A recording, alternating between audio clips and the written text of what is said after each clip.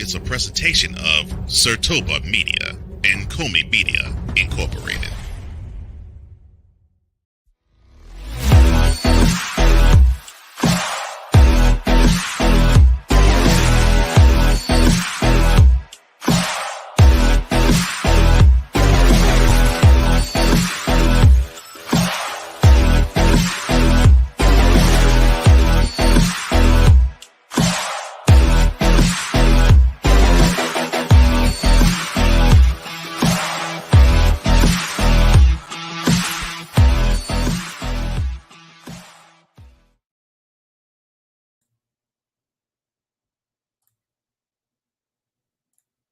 Should former NFL punter Marquette King receive one last shot at the big time?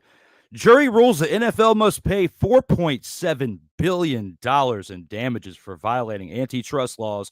How will this ruling affect all 32 teams? With all the hype on LeBron and Bronny James in the NBA, will we ever see a father-son duo as active players in the NFL? All of that and more on the 44th edition of Total Football Talk.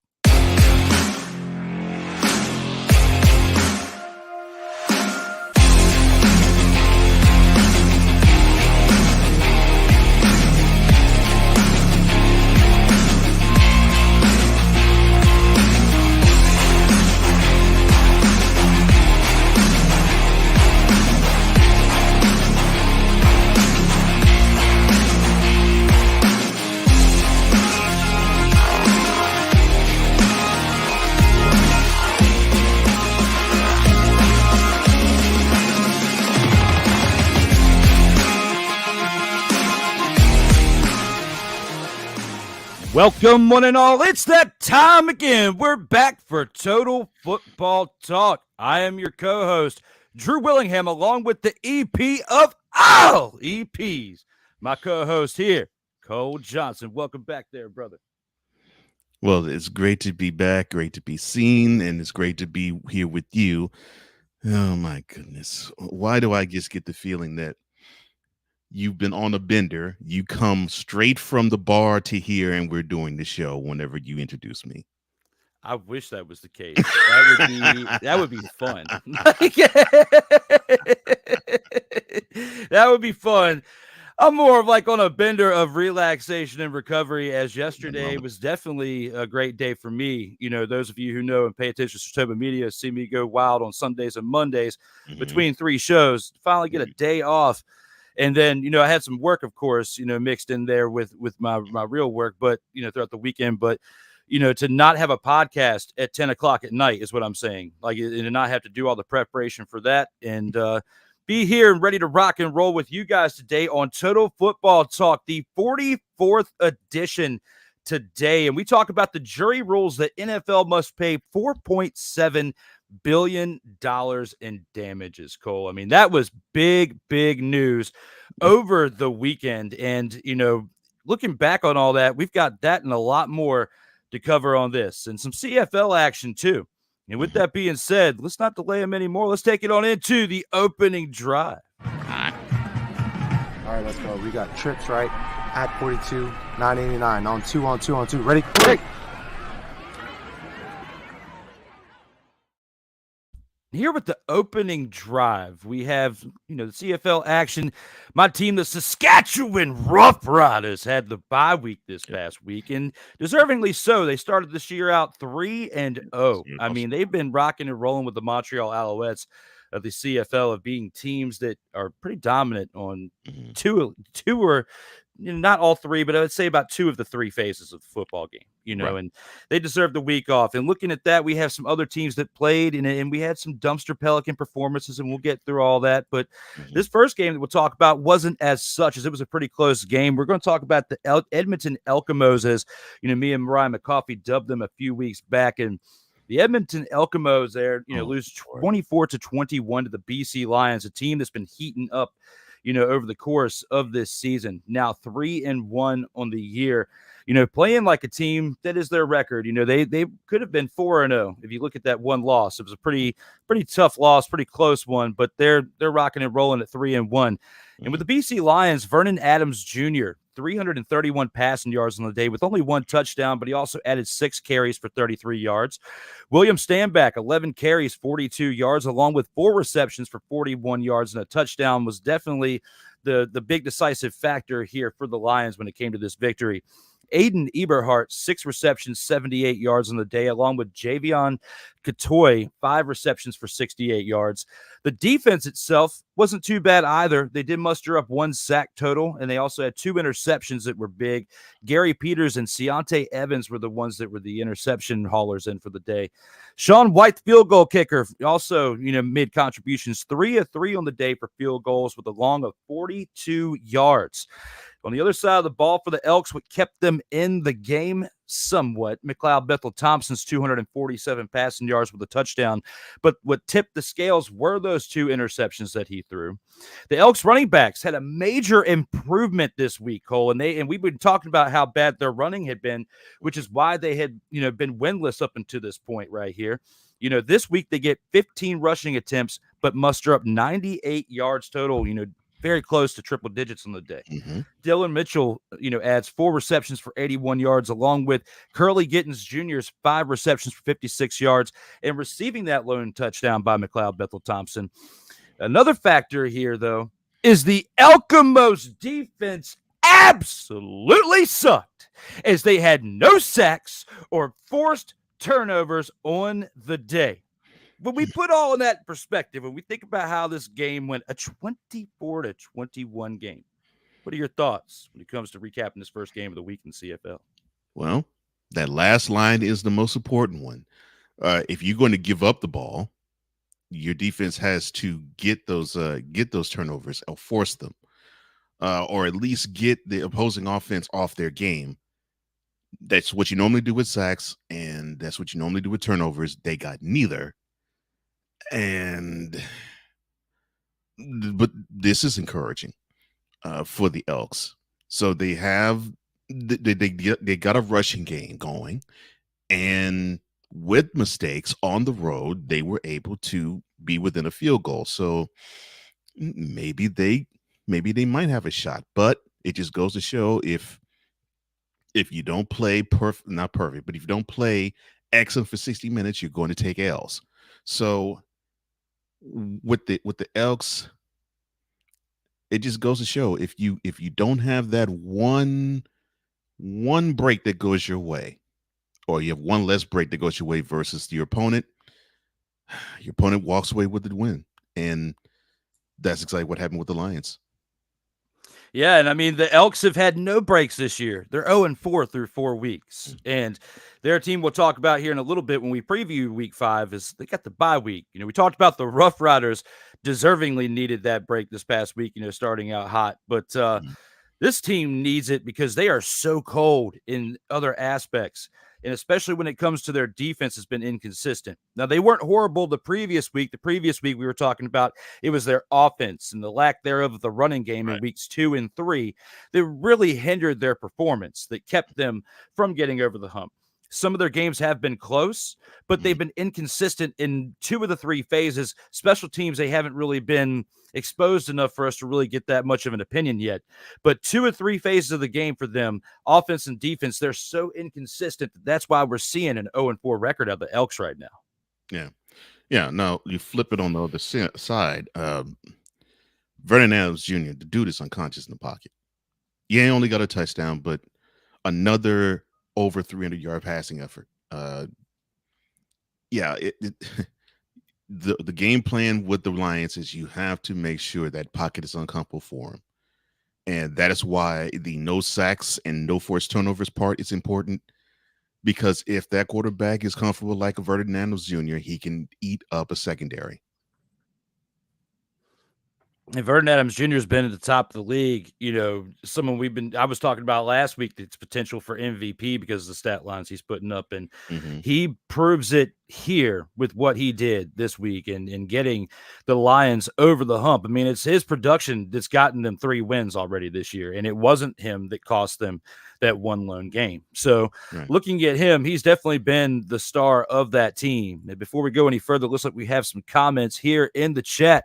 Stuck with My podcast, Wise El Jefe, your mentality brother, is here. How you saying doing, Wise? hello, gentlemen. Well, hello there, Wise El Jefe. Glad you're here there, brother. Good to see you, my man. Good to see you. Playmakers here as well, says Drew Willy and Cole Sports. Love finishing shooting lights out in time for TFT. We love having you here. Glad you can make it here today, brother. Good to see you, Playmaker.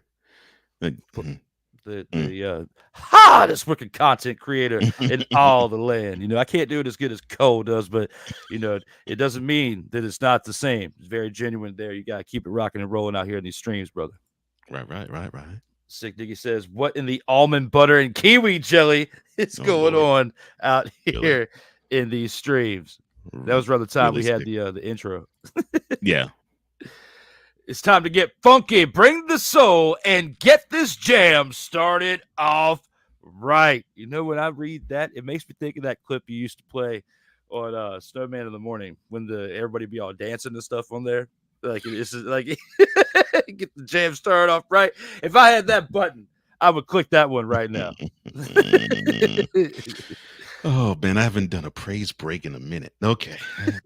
I think we need to start incorporating the Total Football Talk. At least on like rare Easter egg moments like this when Six says something like that. It's definitely perfect. You just gotta throw it right on in there. Melvin says, "What's up, fellas? What's up, Melvin? Good to see you, man. Glad you can make it on in the streams there today, there, brother." He says, "Sorry, I'm late." Well, sorry we're late getting to you as well. You know, it comes to you know, we're here. We're rocking and rolling with you. So it doesn't matter. We're just glad to be here with you out here in this moment. But so far we've covered, you know, the first game of the week. Let's go ahead and take this into the next one and see what we got in store for game 2. Here for the second game of the week, we got to take a look at the Friday night games. We just went through Thursdays, but Fridays, this was a game that, you know, we had said last week was going to be a really big test for the Alouettes, and they came through. And they won, you know, 30-20 over the Toronto Argonauts. You know, traveling to Toronto, Cody Fajardo puts up 284 passing yards, a touchdown, does throw an interception, but it wasn't costly enough to affect them in the outcome, as he also added 3 carries for 13 yards. The Alouettes running backs, though, and this is something that really could have cost them in this game. I mean, it was absolutely treacherous to watch this game when it came to their running attack, as they put up 12 yards on 9 attempts, and that's not a typo. That's absolutely insane. They're lucky to get the win and win by 10 points when you put up only 12 yards on the day as a team without your quarterback, and your quarterback only put up 13 yards on 3 carries. But you had triple the amount of attempts with 9 carries, and you put up 12 yards. That's absolutely insane, but we'll get back to that in a minute. Cole Spiker puts up 8 receptions for 113 yards and a touchdown. He is the one that was the spark for the offense and was a big reason why they got this win, as well as Tyson Philpott staying consistent, as we talked about him the previous weeks. 5 receptions, 90 yards on the day with a touchdown as well. Now, the Alouettes defense, they put up 2 sacks on the day. They also put up an interception by Deontay Ruffin, and he is no relation to David Ruffin of the Temptations, okay? You better believe that. Sure. Oh, yeah. Oh, my bad. I was hearing Temptations, and I went David Ruffin all of a sudden. My bad. I had to make sure that I got that in the stat line right there. You know, Deontay is no relation to David. The only thing close into relation is the beginning of their name starts with a D. Now, back to the scheduled program right here. When it comes to this team, you know, the defense, 2 sacks, the interception, that helped tip the scales.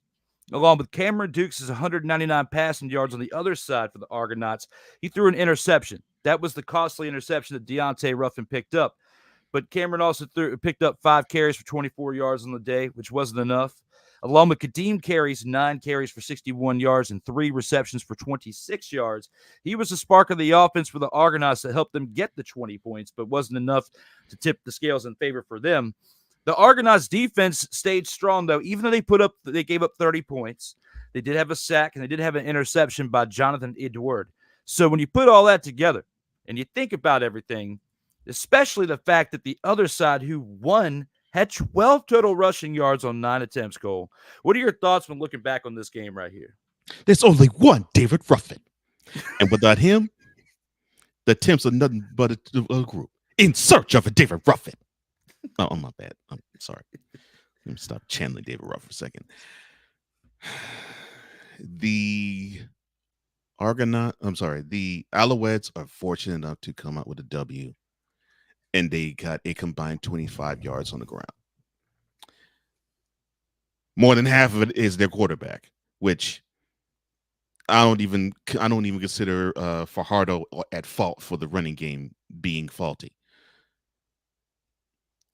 They're escaping with great effort from the passing game, and efforts from Tyson Philpott, who I think he also could be an EVP candidate. Obviously, Fajardo is one, and getting another contribution from a Cole Speaker, and then getting the defense to put pressure on the opposing team's quarterback and turn the ball over. It's going to come a time when you cannot rely on that, because there's going to come a time, of course, the weather's going to get colder. Of course, it's going to get warmer now, from now until about September. But there's going to come a time when it's not going to be as easy to pass the ball. The points going to come as a premium, and passing yards are going to come at a premium, and you're going to rely on the ground, and that's going to be the Alouettes' downfall. That's going to be their undoing, and they better find that juice now. Now that technically this game was played in June, but since we're now in July, I'll make it July. Here we are in July. They better find it now. Otherwise, when we get to September and October, when the colder weather dictates you got to run the ball more, and you're going to have these teams that have no business being in, like the Blue Bombers or the Elks, then you're gonna say, as the Alouettes, what the heck did we not do? And the rushing effort is going to be the answer.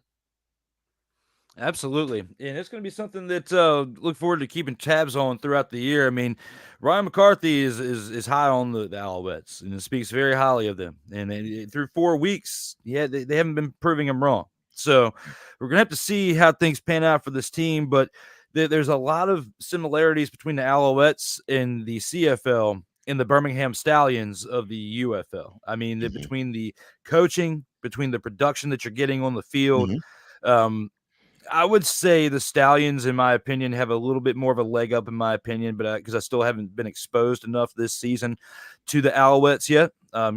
We saw 10 regular season games for the Stallions there, and plus 2 playoff games, so 12 total games. It's going to be about another couple months before I can get a true evaluation of this Alouettes team, as well as the rest of the league and its competition that it faces. But right now, throughout the first 4 weeks, I'm definitely impressed with what I'm seeing here from the Alouettes. And and with my criticism, with that being said, the other phases of the team playing pretty well. And if they could keep that going,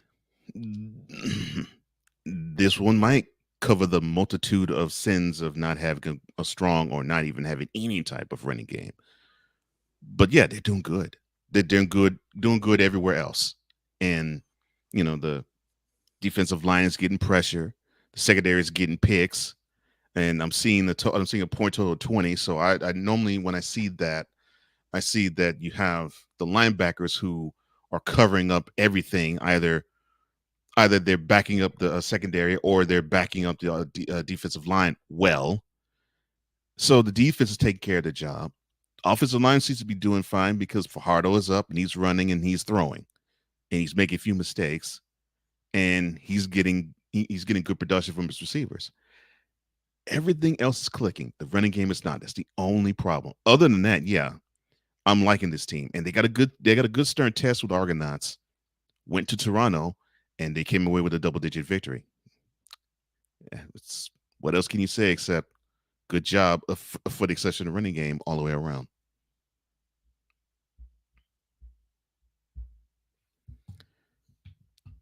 And Harry Carey, it's unfortunately on me. You got me again. It got me again. That'll be a snip for the radio airwaves. Can cut that one out. That's some dead time to cut out. But there it is.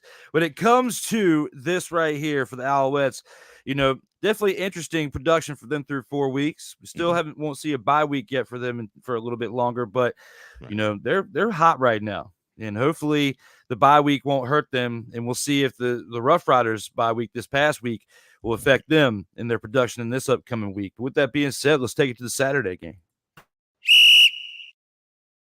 Before we get there, we do have a few comments. I want you to read these next two comments right here. And these are from Sick Diggy. And they have to deal with, part of what we were just talking about in this past subject right here. But these are for you, Cole. All right.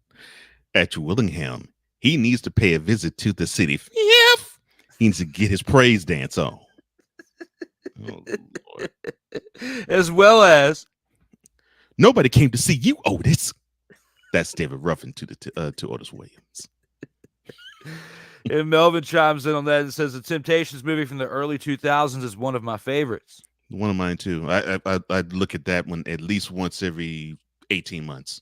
Yeah, it's been a few years for me, but I remember that movie, and that's what I had in mind. As soon as I saw Deontay Ruffin's name, I was like, Cole might get this. And think back on the movie too, and I was like, yeah, Temptations, because David Ruffin was a character, so it just happened to come to mind right here.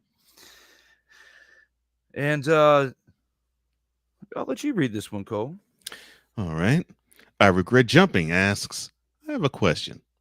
My school is naming their football team, and right now it's between the Muskville Fancy Lads and the Muskville Skagasies. Which would you pick? The second one, that name sounded this name sounded, it was like kind of like ease. Like I was like, what is going on here? But that sounds cool. If that's how you spell then I like that right there. Because when you see the Muskville ease, I've got to go with that team. That sounds like a team. When you say you just got mollywopped by the ease, that is an absolute wild name to have. So between the Muskville Fancy Lads and the Muskville ease, I'm going with the ease. Actually, I like that better. I'm sorry. I said Muskies, but was told it was stupid. Oh, I'm sorry, bro. I don't know what to tell you on that one, man. I really don't. Well, hopefully my shenanigans helped make your pick a little bit better. I hope the same. It made my day better. I like it. That was wild. We kicked it up a notch out here in East Stream. And with that Saturday game we're going to get to before we got to the comments, we got the Winnipeg Blue Bombers, who've been an absolute disappointment this year, but they definitely improved in some aspects for this past week. They lost to the Calgary Stampeders in Calgary 22-19. Jake Meyer for the Stampeders, 239 passing yards with a touchdown and an interception. Along with Dedrick Mills on the ground, 16 carries, 51 yards, and 2 receptions for 17 yards. Markin Mitchell takes 9 receptions in on the day for 75 yards and a touchdown. Along with Reggie Beggleton, 7 receptions for 50 yards on the day. Big contributors there between the running back and the receivers for the Stampeders. But their defense also contributed with 1 sack and 2 interceptions on the day by Demario Houston, who's now had 2 interceptions, one last week and one this week in consecutive weeks, along with Clarence Hicks, who rounds out for the second interception on the day. Rene Paredes, 4 of 4 for field goals with a long of 52 yards. He's consistently hit field goals of over 50 yards in 3 of the 4 first weeks of the CFL, as they've only played 3 games. But in all 3 of those games, he's hit a 50-yard field goal at least once per game. Chris Streveler, 170 passing yards with a touchdown and an interception, along with Zach Colaros, 5 passing yards and an interception. Those 2 quarterbacks there for the Winnipeg Blue Bombers definitely played like absolute dumpster pelicans when it came to turning the ball over. The Blue Bombers running backs improved significantly, though. 19 carries on the day for 78 yards, and which, again, was a major improvement because we've been talking about how their running game has affected them in the previous weeks leading up to this week as they were 0-3 coming into this game. The Blue Bombers defense, though, again, absolutely sucked again, as besides Tyrell Ford's interception, they played terribly. So when you look at the Winnipeg Blue Bombers and the production that we've seen out of this team through 4 weeks and this game right here, they're 0-4, Cole. What are your thoughts looking at this game between the Stampeders and the Blue Bombers? This sucks from the standpoint of the offense didn't really come fully prepared. I mean, they had their starts and their stops, and they had their moments where things were good, but they also had their moments where things just simply were stuck in mud. So normally when that happens, the defense has to step it up. And look, holding a team to 22 points is close, but I've always said that the defense, if they can't hold a team to 20 points and under, the game's on the defense. And I know that's cold to say, even with the offense not putting up 20 themselves. But my thinking is if the defense could just make that one extra play to basically pick up the offense, like the offense will have to make that one extra play to pick up the defense if they were to allow 22 points. So I put this game a little bit more on the defense of the Blue Bombers because they just did not make that one extra play on that side of the ball. And if they did, they probably would have gone to Calgary and came out with a W, their first of the year. But like I said, I mean, you're looking at uneven play from their quarterbacks. Up and down, but a better showing from their running backs. You're not talking about their defensive line getting after the QB. They only forced a turnover. And, I mean, you could say, well, Cole, I mean, they did a decent job of containing the Stampeders running game. Yeah, they did. And the Stampeders didn't go crazy with the passing game. Yeah, true. But still, they needed to have that one extra play that they just could not give their team to a squad that, well, they faltered. And then on the other side, the Stampeders. Look, the only thing that's going to really mess them up, and it's almost eerily similar to how we saw the Panthers in the UFL. You have an offense that seems to be able to drive the ball down the field, but they seem to get stuck in either the red zone or they get stuck in enemy territory. And in this case, on third down, they have to kick the field goal. Normally it's on fourth down, but it's great to have a field goal kicker who's reliable, especially one that has a leg. And yes, like you pointed out, Paredes has hit a 50-yard field goal in each of the games that the Stampeders have played this year. But as we saw with the Panthers, sometimes that leg tires out. And although it's great to have the long boomer, you can't rely on it all the time because one of those kicks is going to sail far, wide right or left. So the Stampeders have to get better in the red zone, and the Blue Bombers, they're going to have to find a way to play for one another on both sides of the ball. They have to commit to saying, okay, if the D's not having their great game, offense is our turn to step up. And if the offense is not having a great game, it's our turn defensively to step up. I don't have to be in a locker room and I could tell fingers are being pointed in both directions. No, you're absolutely right. And you're, when you're bickering like that, it's not going to help the game out when you're going at each other, when you're going at each other's sides. But I do have to say this, as the Winnipeg Blue Bombers, besides the little bit of improvement that they showed in the running game this week, right? They definitely improved when it came to the fact that they still stuck with them all the way throughout the game, because they were leading going into halftime 9-7. By the end of the third quarter, it was only a 2-point game. They were, the other side was up 11-9, and that being the Stampeders up 11-9. Then the Blue Bombers continued to score into the fourth quarter to where this game went into overtime. Okay, so they worked hard. They are 0-3 coming into this game. It's not like they've given up. They remind me of the Arlington Renegades in the UFL, like how they just kept fighting and fighting and fighting, and then they're still somewhat relative throughout the middle of the year because they're playing so hard. And I think we could see that potentially be what the identity of the Blue Bombers is this year, is they're still gritty. They're going to get some wins at some point. They're not going to be 0-18 this season. And I know I threw some shade on them last week, to try to light a fire under them, but a fire was lit under them because they were still competitive through and through to the end of the game, and they lost in overtime because of that. But there are things that they need to tune up.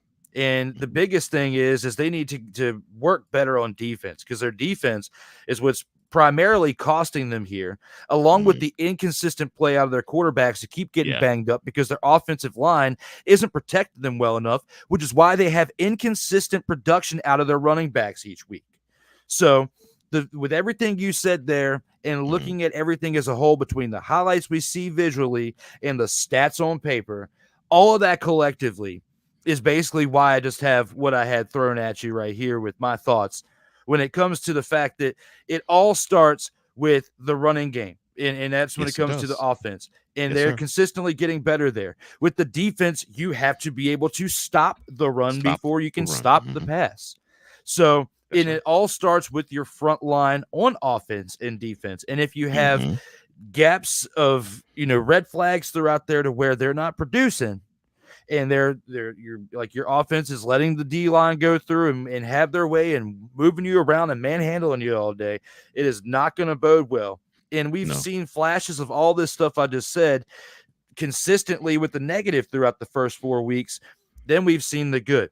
Then we get to the fourth game of those 4 weeks, and I will say at least each week they're making improvements in the things that they did bad the previous week, but then the things that they did good the previous week, they're not doing well because their quarterback play was okay last week. We didn't throw too much shade on their quarterback play, and then we threw a lot on their running attack and their defense, of course. This week, the defense is still consistently bad except for that one interception, which was an improvement, but your quarterback play is now inconsistent. So when I think about all this, it's going to be a long year for the Blue Bombers. They are not going to be making an impact in the playoffs whatsoever. I'm still going to, double down on that.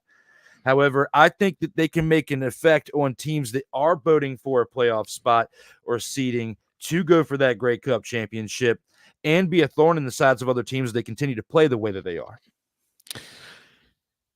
And I totally agree with all that. And you hit the nail on the head. It starts simple. I mean, football is not a complicated game. The most important in terms of not necessarily money and not necessarily in terms of prestige, but I'm talking in terms of strategy. The most important positions are the offensive lineman and the defensive lineman. If you're stout both there, then you can build a strong team and a stronger foundation from there.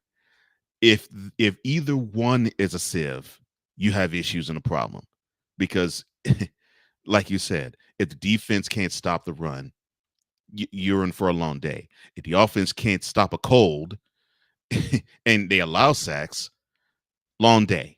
You got to be solid on both sides of the ball, and that's where you have to be solid first, in my opinion. Everything else you can build from there. You can get your defensive quarterback in the middle linebacker. You can get the stud corner that can stop the number one wide receiver. You can get the stud wideout that can catch everything thrown to him. You can get the bell cow 3-down running back, and you get the QB that you throw a whole ton of money towards. But it starts with the offensive line and defensive lines. The offensive line has to be willing to be nasty, willing to be, I hate to say it this way, willing to be pricks and saying, okay, we're seeing the opposing side. All right, we're going to steamroll over them because we have somebody behind us that we want to get busy. So they don't stand a chance. The defensive line has to say the same thing, but the offensive line say, well, look at these big uglies. They can't move. And we're going to make sure they're going to be shuffling and going to the ground. You got to have both your offensive line and defensive line have that type of mentality where they just will say, we're going to run all day if you're offensive lineman, and we're going to stop the run if you're defensive lineman. Your team can say that. I love your chances. Otherwise, you're sunk. I love that. And again, like you said, we both been preaching for the past 5 minutes now, like it all starts up front. And you got to be able to make an impact on all three phases of the game, or at least two of the three. You can be inconsistent on special teams of all three. That's the I wouldn't say the least impactful, but when it comes to scoring, your field goal kicker if you've got a really solid defense and a really solid offense, you're not going to be putting your field goal kicker out there and consistently to get 3 to 6 to 9 to 12 points Not to all make the a time, difference right. in these games. Right. So if you play consistently on both sides, offense and defense, then you won't even have to worry about that. That's why I preach the Right. 2/3, concept. Mhm. But until you get that down, if you're only doing well in special teams, it is going to be a long year for you. And Yes, that's it what it is. looks like when it comes to the Winnipeg Blue Bombers. With that being said, we got to take this to the game of the week. And with our game of the week that we have this week, we have a team that I kind of dubbed as the Hamilton Tiger Kitties here recently, okay? And they didn't play like full-on kitties this past week. They elevated themselves. They're like 1-year-old cats now. They're not quite kitties anymore, but they're still in daycare. Is they need to get things together because they still suffered the big fat steaming.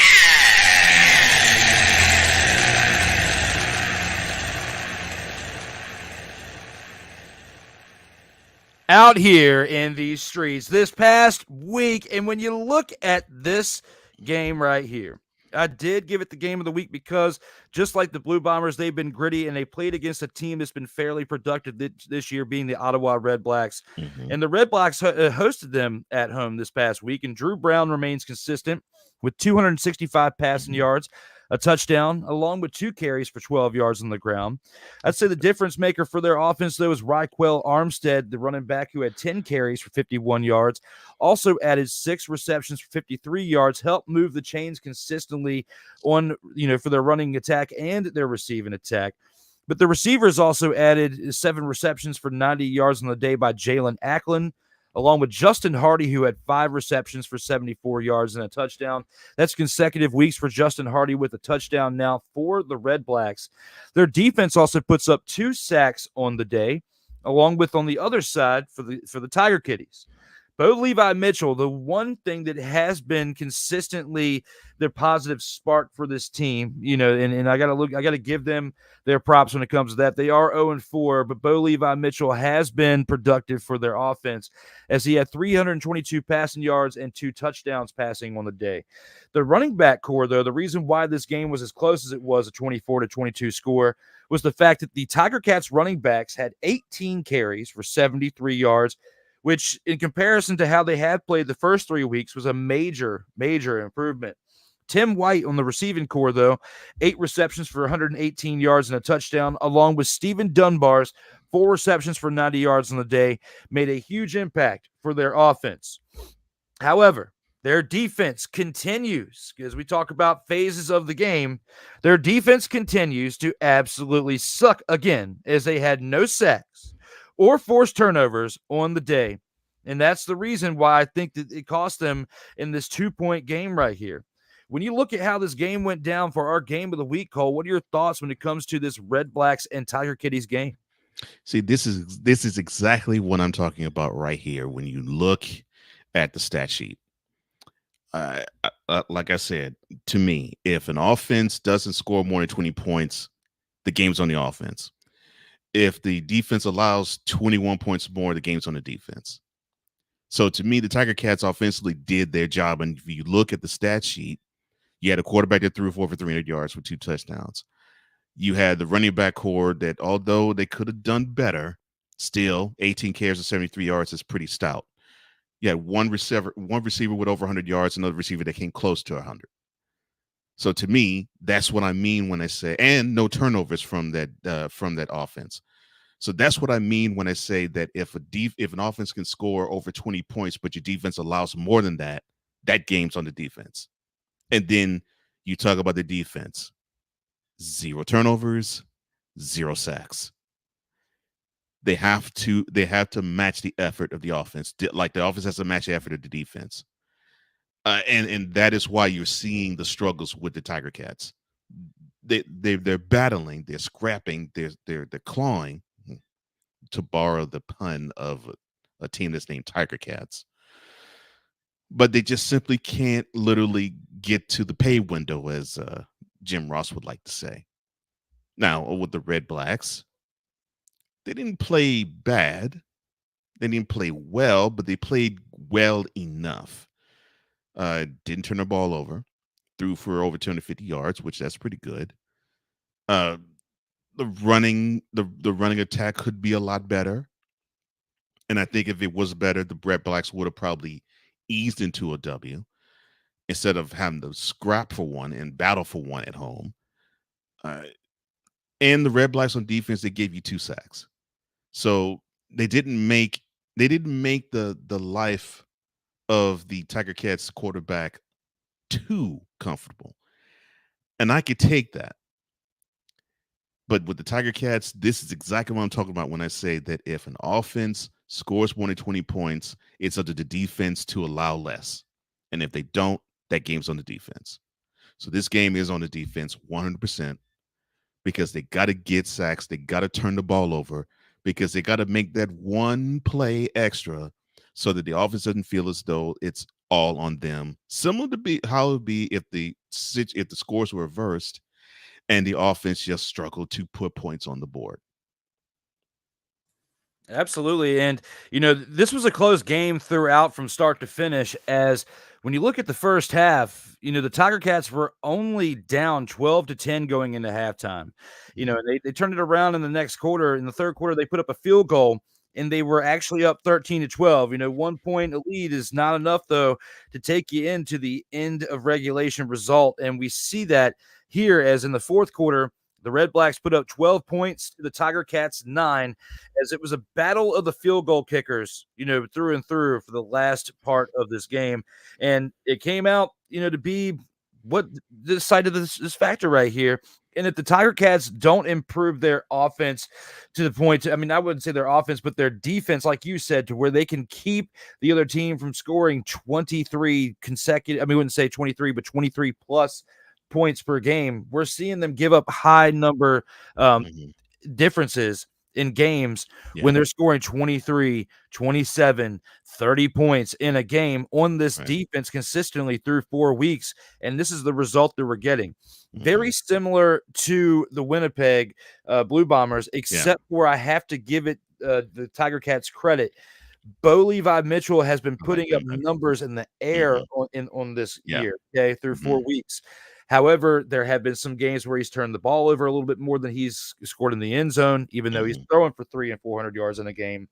And when you have that, along with the fact that your defense has been inconsistently playing throughout these 4 weeks, it's not going to be great results. And that's why we see an 0-4 record out of this Tiger Cats team so far this year.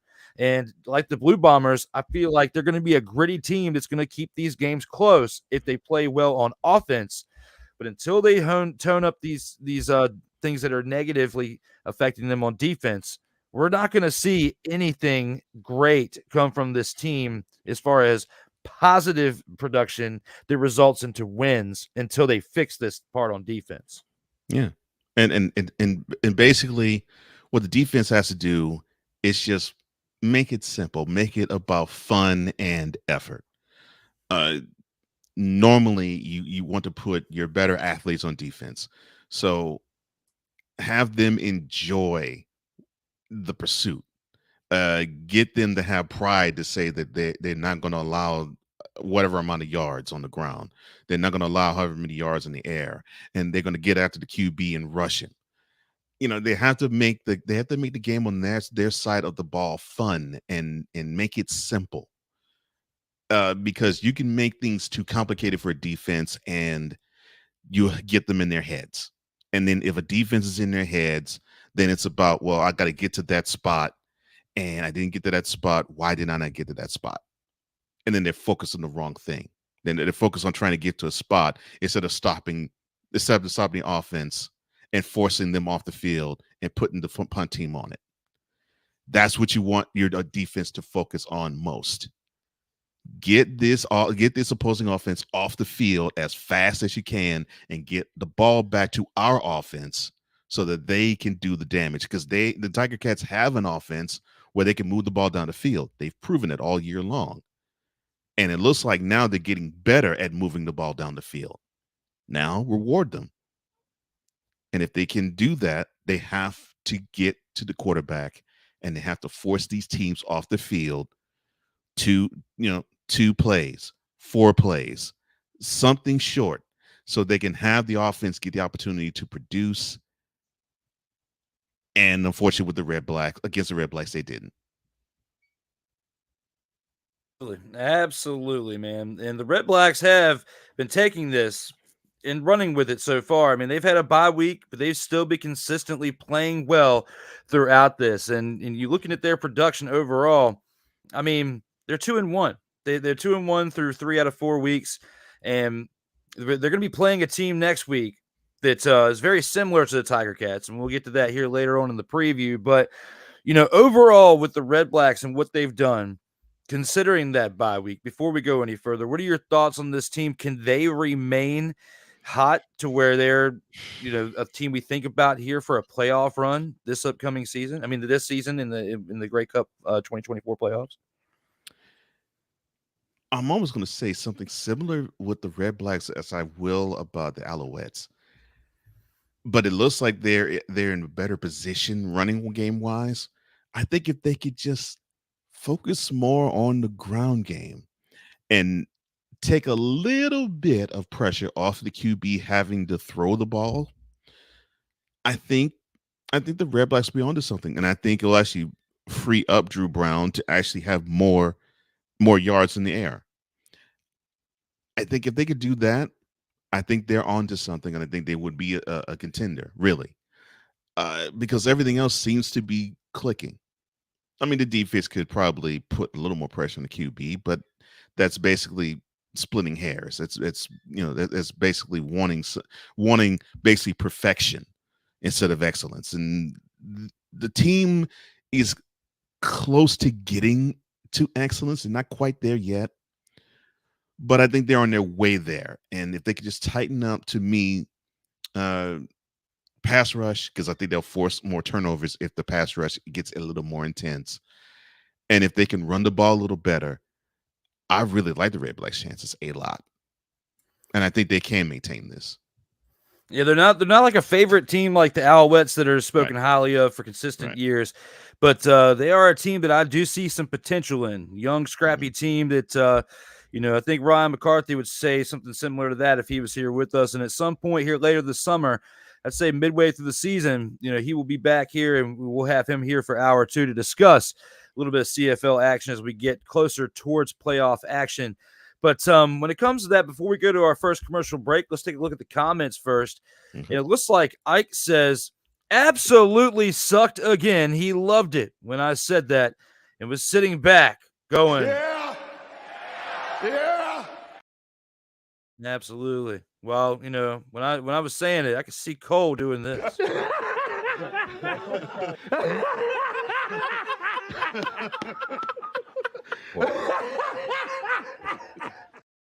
Shout out to Cole. Charlie Murphy laugh. Yeah, I love that. Thank you. Oh, yeah, they sucked again. Oh, yeah, they sucked again. Oh, they sucked again. Oh. Yeah. Shout out to you, Phil Collins. Absolutely. Oh, my brother, testify. So I'm talking about. Both you and Ike testify. That was some great shenanigans that we have right there. But nice to see a team that has sucked make it to game of the week. Was that a total surprise, motherfucker?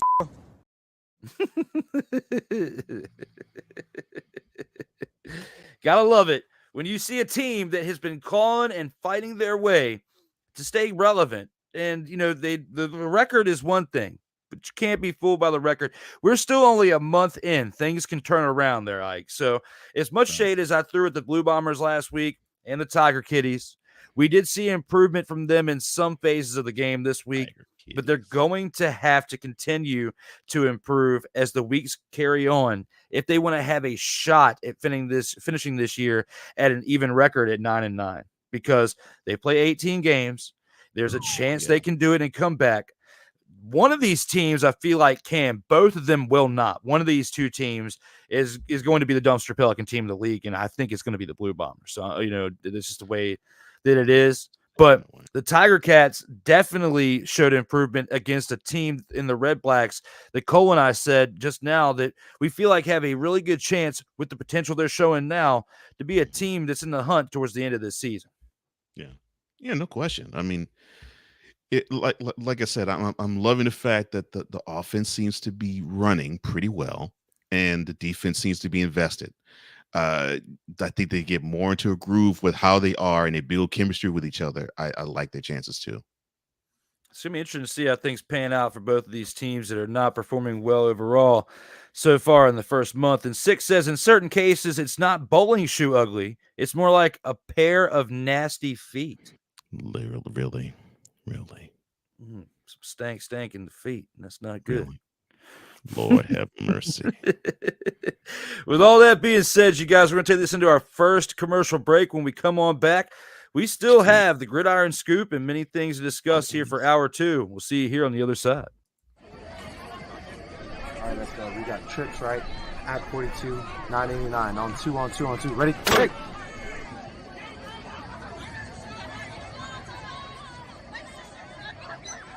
We're just getting started. Total Football Talk will return right after this. Whether it's news, the largest egg producer finds bird flu in chickens at a Texas plant, weather, devastating tornadoes rip through the heart of the United States, inspiration, a breast cancer survivor completed the journey of chemotherapy, and now begins a future one of matrimony or sports. Michael Jordan is shown on a photo with Diddy. LeBron James has a video extolling the virtues of a Diddy party. This has been yet another beating a dead horse presentation. We got you covered. BS3 Network, in association with Comey Media Incorporated, proudly present The Morning Shift with Cole Johnson. Live every weekday at 8 a.m. Eastern, 7 a.m. Central.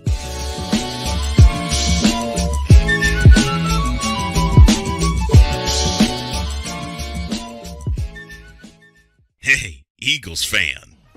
Join my man Cool McCain and a host of others as they break down every single game, every single week in an objective manner, and also from a fan's perspective as well. Remember, this cast feels just like you. Nobody likes you. And you don't care. Fly, Eagles, fly. Eagles Elite Podcast, every Wednesday at 8:30 p.m. Eastern on YouTube and other podcast outlets.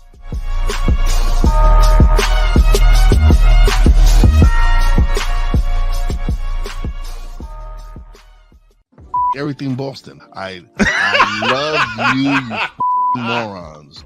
New Kids on the Block, New Edition. Dear whatever the law firm is. Sincerely, the U.S. Supreme Court. Ben Affleck, Matt Damon. Go yourself again, Jason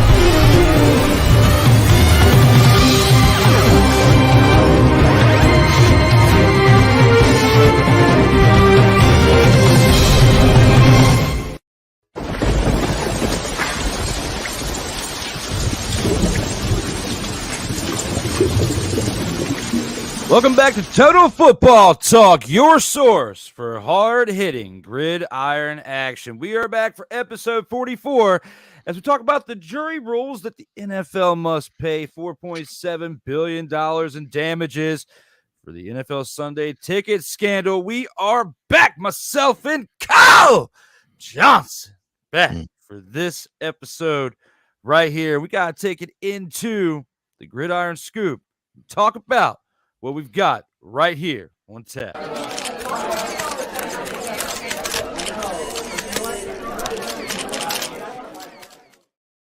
with the gridiron scoop.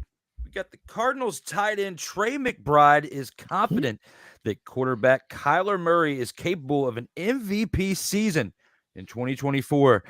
Do you believe his hype, or do you think that he's been potentially smoking too much lettuce this offseason? What are your thoughts when it comes to this subject right here? Trey. I'm happy that you have the confidence in your quarterback, and I happen to rock with you. I think you're onto something. I believe that you are correct. I believe that Kyler Murray will have an MVP type season. Hell to the no, to the no, no, no, no. Hell no, no, to the no, no. Come on, man. Look, Charlie, hit him again.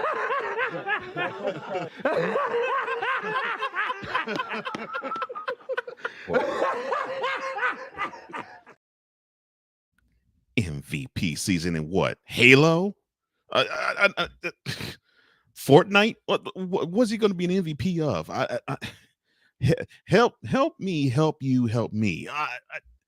No, Kyler Murray has not shown me a year where he has put it fully together, where he's been invested in the team. And even in the year that he actually did well in, he had the nerve to pop off in the mouth and say, well, I don't really need to study plays, to the point where the Cardinals brass, when he signed re-upped for his contract, the contents of it leaked out, saying that he had to sign on the dotted line to actually study a set amount of time the playbook in a given week. No, I don't believe in Kyler Murray's hype. I think I really believe, Mr. McBride, you need to be drug tested. So you pretty much think, based on the stinky feet reference that we have from the previous segment, you think that the Cardinals' performance this upcoming season is going to be absolutely bowling shoe ugly. It has the potential to be bowling shoe ugly. All right, for the exception of maybe Marvin Harrison Jr., name me somebody. Well, Trey McBride is a good player, but name me somebody that's going to be a difference maker, that's going to make you say, oh yeah, the Cardinals, they're actually going to make a dent and make the Rams, the Seahawks, and the 49ers lives a living what in this coming season. You can't think of a person. Besides James Conner, who's been banged up a little bit. I mean, that's somebody that I think about. I like James Conner, yeah, but besides James, in defense, I like Darius Robinson a little bit, but not on offense though. Like it's not like an offensive impact here that we're talking about. Right. I would say Desmond Ridder has a better shot at being more impactful at quarterback than Kyler Murray does. I happen to agree with you, which that's not saying much. And speaking of the bowling shoe ugly, this is for you, Cole. The bowling shoe ugly reference is brought to you by Sleazy Salon. No mani-pedis, just hands and feet done. Drew Willingham is brought to you by Sleazeball Meaty Subs, spicy Cajun subs. Feel the burn, taste the spice, keep enjoying the subs. Ike throws in smoking too much lettuce with the laughing emoji. Sick also says, smack hard, thirst quencher. It's more than good. It's God smacking great. Lord. You messed me up with the nasty feet, sick. Yeah, he still got me with that too. But when it comes to this Cardinals segment right here, they need to stop dipping into the ayahuasca or whatever they're doing a little bit too hard and get off of the video game consoles as well and get back to doing what they're supposed to be doing out here on the field. And maybe, just maybe, they might see a 9-8 record. Next up on the Gridiron Scoop, most of the news out of 49ers camp has surrounded wide receiver Brandon Ayuk and his future this upcoming season and beyond. Will the team silence the talented wide receiver sooner than later with both sides mutually agreeing to terms, or will he become a distraction this upcoming season? Okay, if I was somebody that we know, the 49ers would sign Ayuk tomorrow. Unfortunately, we're not him. Look, I have faith in the 49ers brass. They know what they're doing.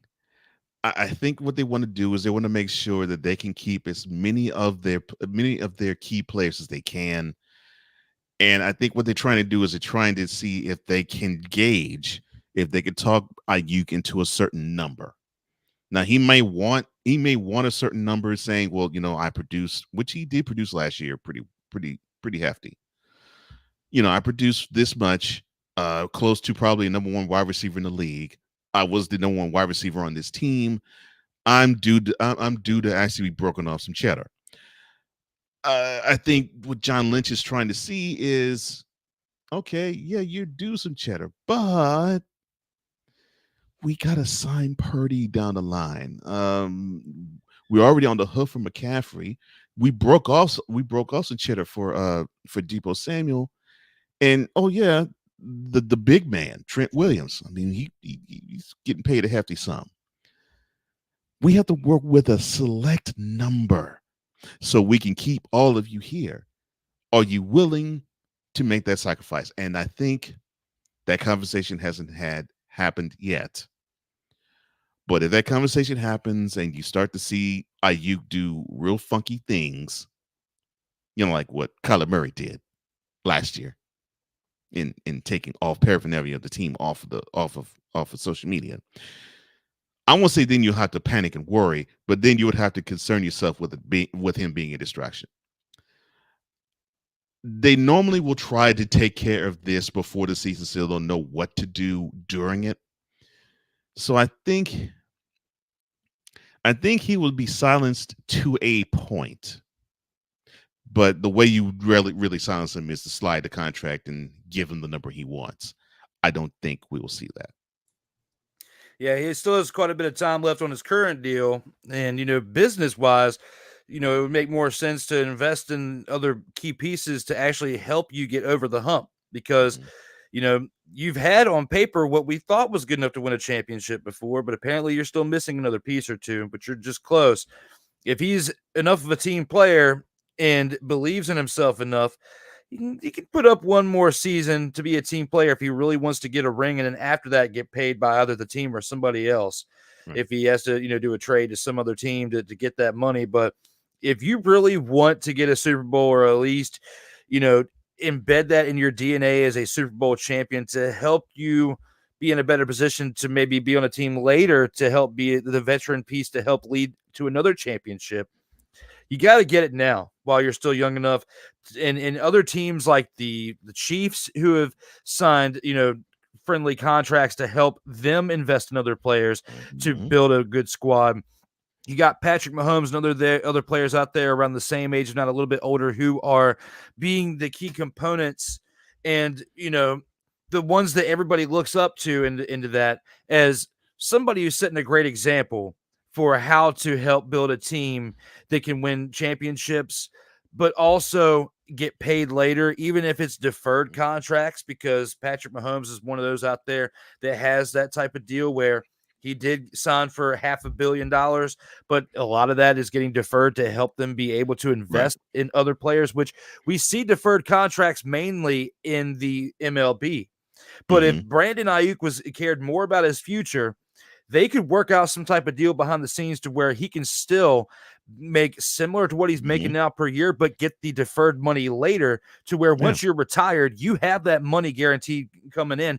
As we're talking about Bobby Bonilla here on July 1st for MLB, you could set that, tone for the 49ers and help them get to NFC representation in the big game for the Super Bowl, and help set the precedent for your other teammates there who should do the same thing, like George Kittle, who is getting older but can still, produce and still deserves to get paid. And then, of course, you got Brock Purdy's contract coming up very soon. It's going to be very important to keep him too, based on his production. And it all hasn't been on what Brandon Ayuk has done to help get him to that point. He's had other weapons around him, and he's been smart with the ball. So Brock Purdy deserves to get paid too. I think if he really wants to stay with the team and really wants to get paid, as we talk about Bobby Bonilla Day for baseball, he needs to take that in consideration too, and so does his agent if you're trying to build a future with money, but also help build a team and be part of a team that wins not just one, but multiple championships. And it starts with you. Here's the problem that we're seeing with the ball players that are coming up now. They look at Stephon Diggs. They're looking at Justin Jefferson. They're looking at those wide receivers. They're getting their money, and they want to have that boatload of money come now. And I somewhat get why, because, and this is why I've always said the NFL Labor Association is the worst in North American sports. Most of their contracts are not guaranteed. The only ones that are guaranteed are probably the most elite of quarterbacks. And not all of it is guaranteed unless you're Deshaun Watson. But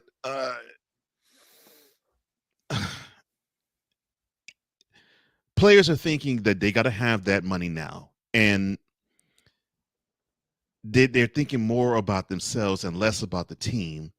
And when you have more people, you have more players that think about the team, especially if it's modeled in front of them.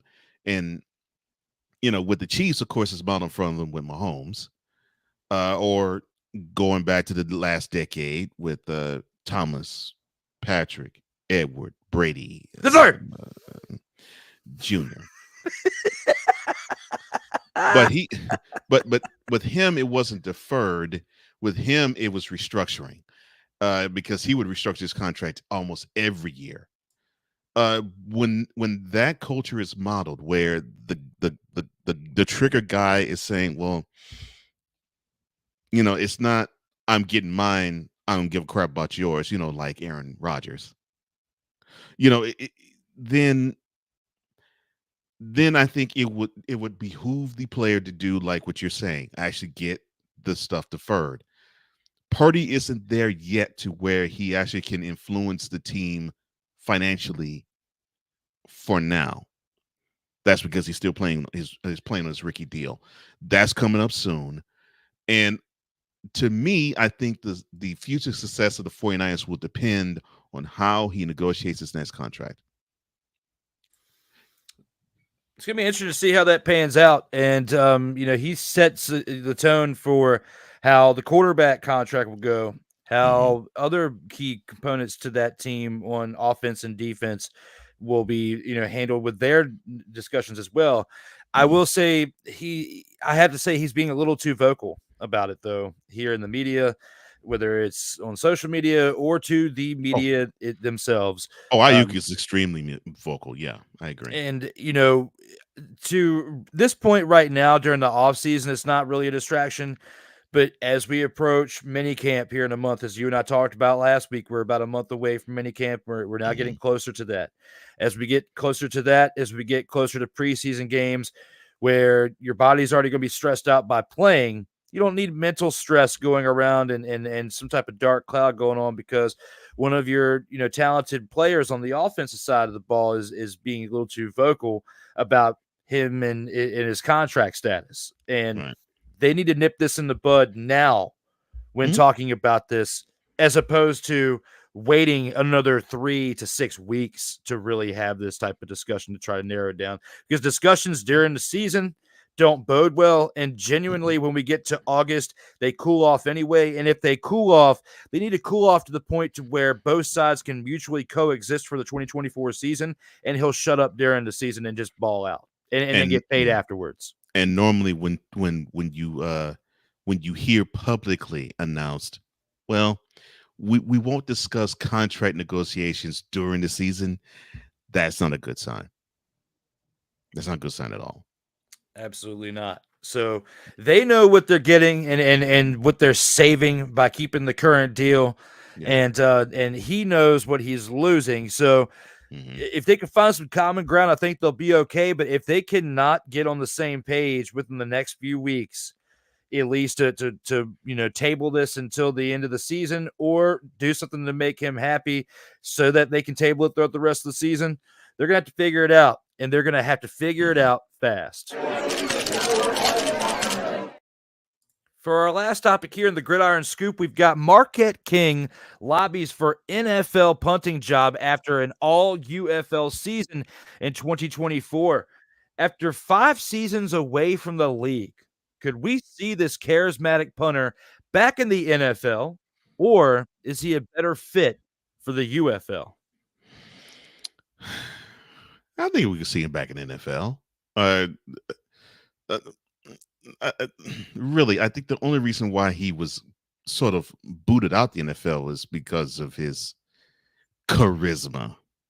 But he's 5 years older. I'm sure he probably still has charismatic ways, but I think he knows how to tone it down and not basically, how can I put this?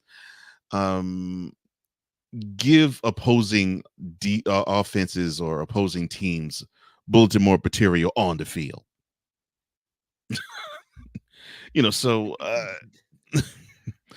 I think he's mature enough to now not play into feeding, I guess you could say, the opponent's hunger to want to play for more focused and tougher.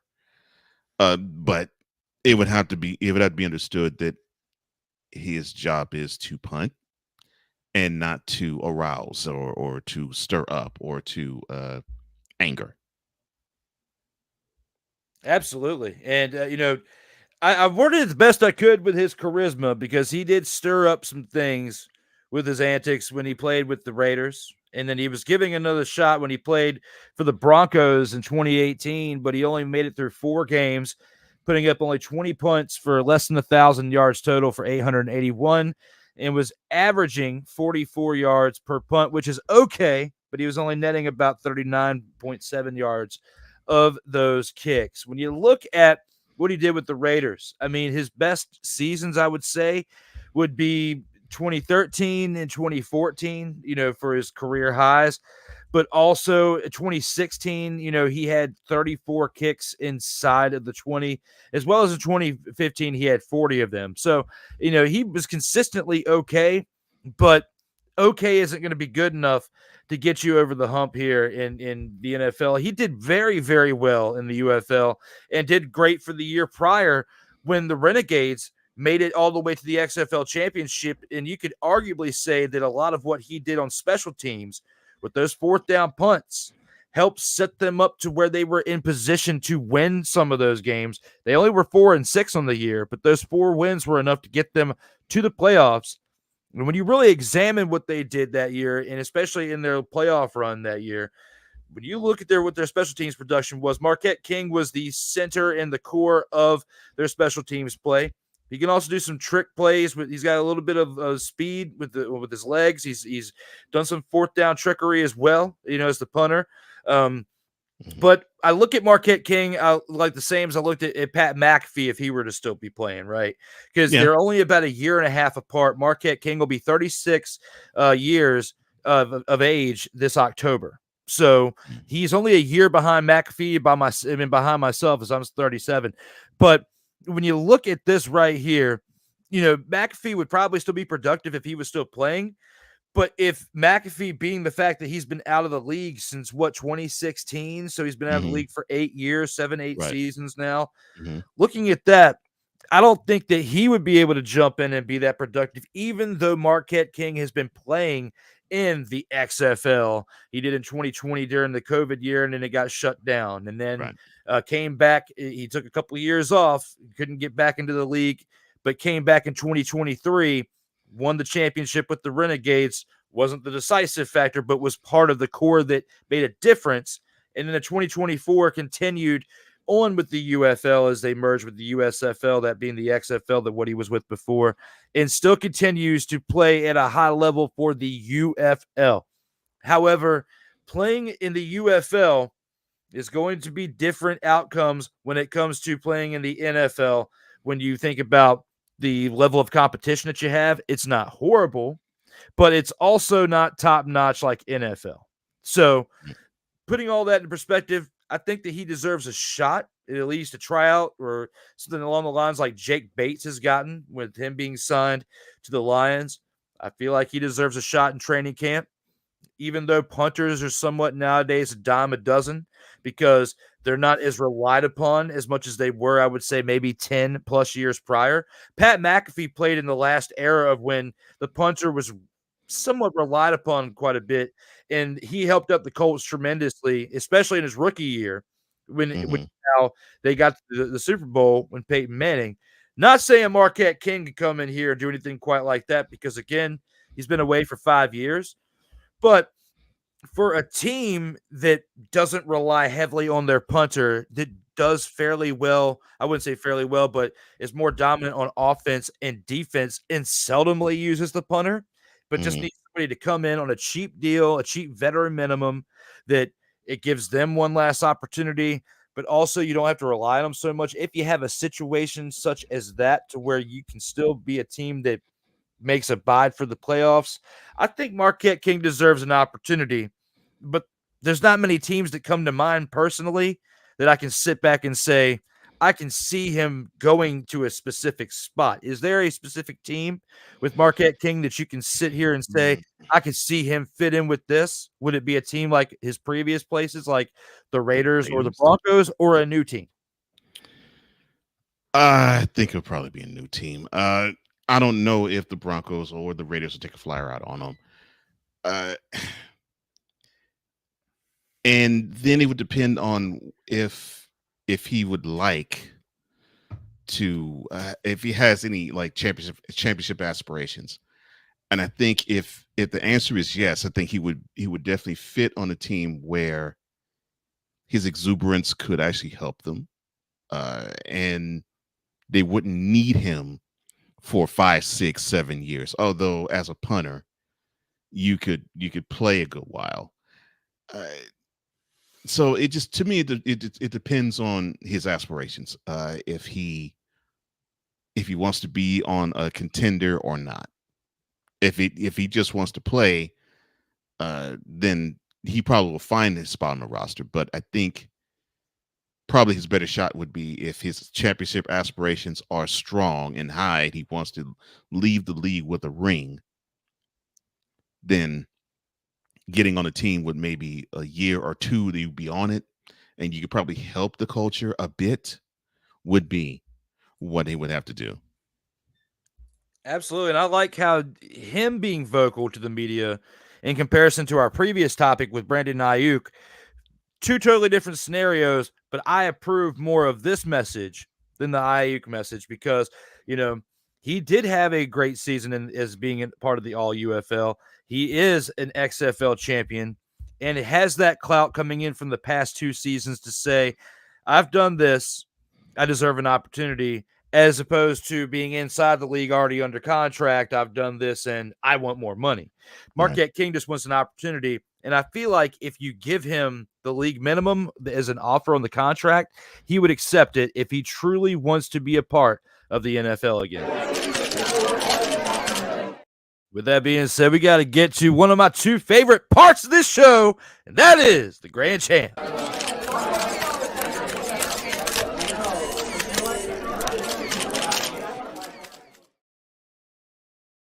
Total football talk.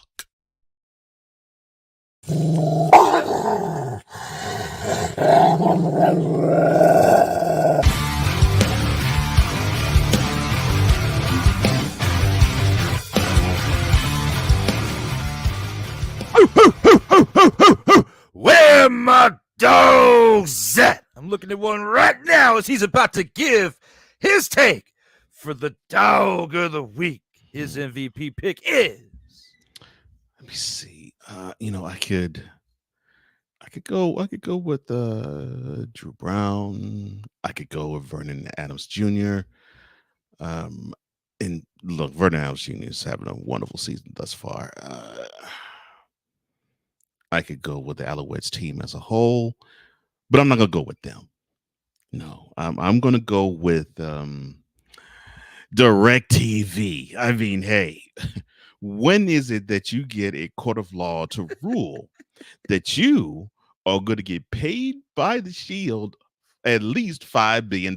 I mean, hey, that to me is Jackpot Central. I can't think of a better dog than that. I mean, your business is going to be $5 billion richer. I mean, hey, look, Sunday Ticket's going to be live now because DirecTV is going to be sprinkling all sorts of money, like basically bars of hose, and they're making it rain in clubs. I mean, this is a wonderful day for DirecTV. The Shield may not feel so much because I know they're going to try to appeal it, but still, you get a ruling against the Shield.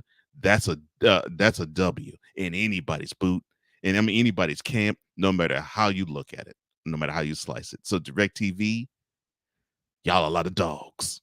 And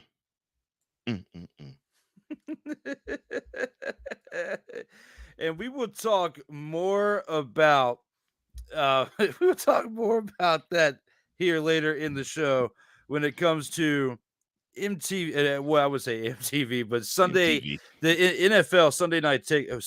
Man, I butchered it. Sunday Ticket by the NFL by DirecTV. I don't know what was going on out here in these streams and was making me think that. But when it comes to my pick for Dog of the Week, I'm going to have to say this.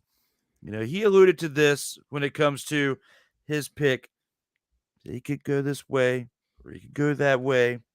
When it comes to this team right here and what they have done and what they have produced throughout the first 4 weeks, you got to look right here at Vernon Adams Jr. And you have to start at the top of the league as he put up 331 passing yards and a touchdown, 6 carries for 33 yards. Yes, the 6 carries for 33 yards are kind of like meh, but Vernon Adams Jr. on the season so far has played in those 4 games, has 90 completions out of 133 attempts, 1,369 yards, almost 1,400 yards through 4 games. Top of the charts for quarterback play, 7 touchdowns, 1 interception through those first 4 weeks, and is averaging 10.3 yards per throw, meaning he's averaging a first down every single time he throws the ball. If he were playing in the NFL, that would be awesome numbers by the quarterback.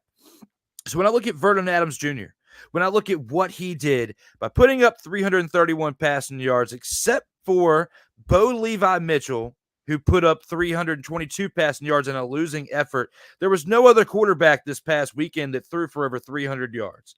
To do that in the CFL, which seems like it's more of a game that's consistent on the running part of it than it is for passing, the way that the rules and everything's set up with the way that you have to do more in 3 downs than you would because you had 4 on in NFL. You don't have 4 downs to a first down in CFL.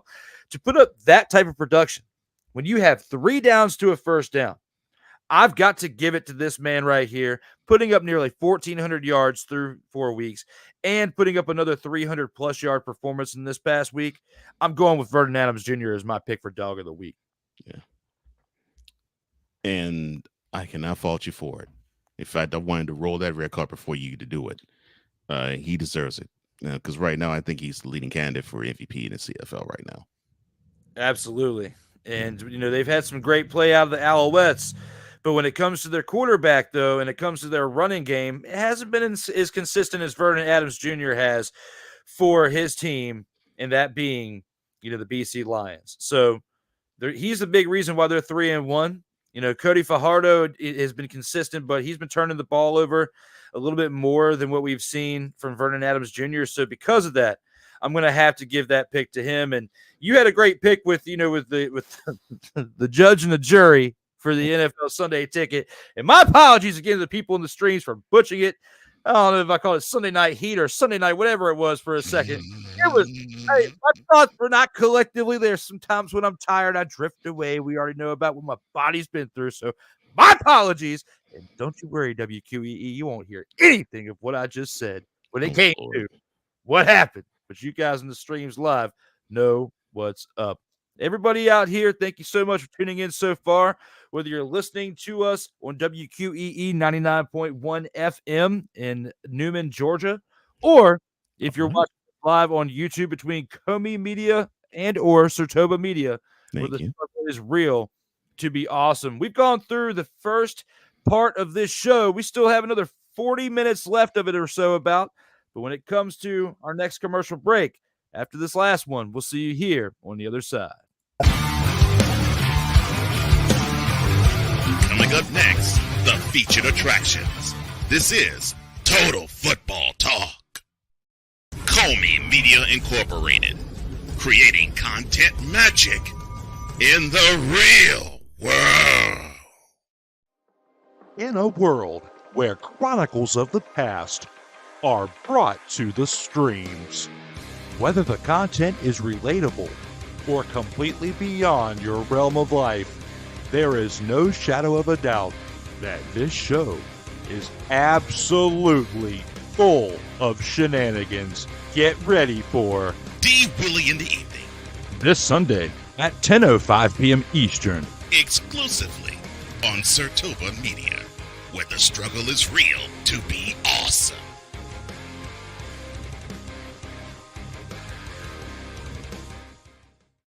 Hey, ladies and gentlemen. Hey, look. Hey, stop playing games. Y'all already know. Go ahead and toss him some Willie Bucks. Ain't nobody playing around. Hey, $ D Willy 87. Go ahead and hit him up on the Cash App and go ahead and give him some Willie Bucks.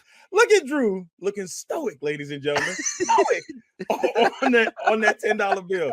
So go ahead, slide my man over some Willie Bucks, and we good. That's all I'm saying. We good. Slide some Willie Bucks. Sertoba Media, where the struggle is real to be awesome. Oh, yes. The tradition, the pageantry, the spectacle, the history, the slut. Wait.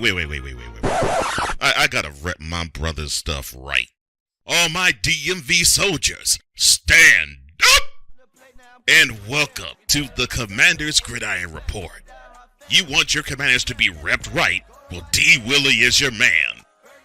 Commander's Gridiron Report. Every Tuesday at 11:05 a.m. Eastern, 10:05 a.m. Central on the Sertoba Media YouTube channel. Music by J. Cool. Where my soldiers, right side, commanders. Where my soldiers, left side,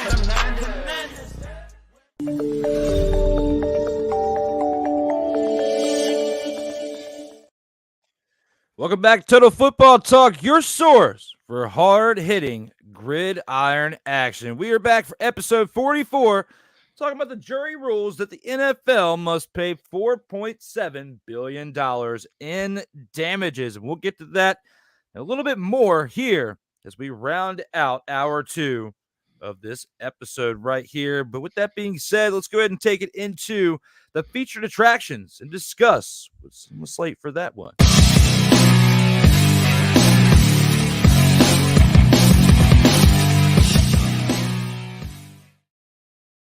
Starting it out with former NFL number 1 pick quarterback Jamarcus Russell, subject of lawsuit over high school's missing donation money. With his NFL career earnings as just under $40 million, is this an indication that he has hit rock bottom or a potential misunderstanding that we could learn about in due time?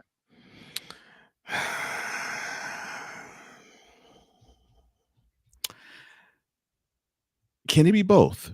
Because I think there's a slight misunderstanding, but I believe he's hit rock bottom too. And from what I understand, it is alleged that he took money that was considered a donation, but thought it was being paid to him. Look, I understand that sometimes you can just go through tough times and you want to find your way, and sometimes you can't. But in this instance and in this case, I don't know what to make of this. Obviously, unfortunately, Jamarcus Russell was a standout player in LSU. Could basically throw the ball from one end of the field to the other. But unfortunately, when he got to the NFL, he just couldn't stop being on the lean, and he leaned his way out of the league.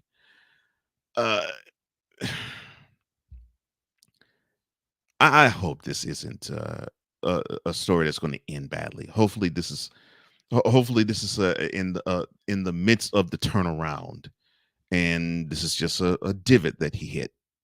But I hope this is on his way up.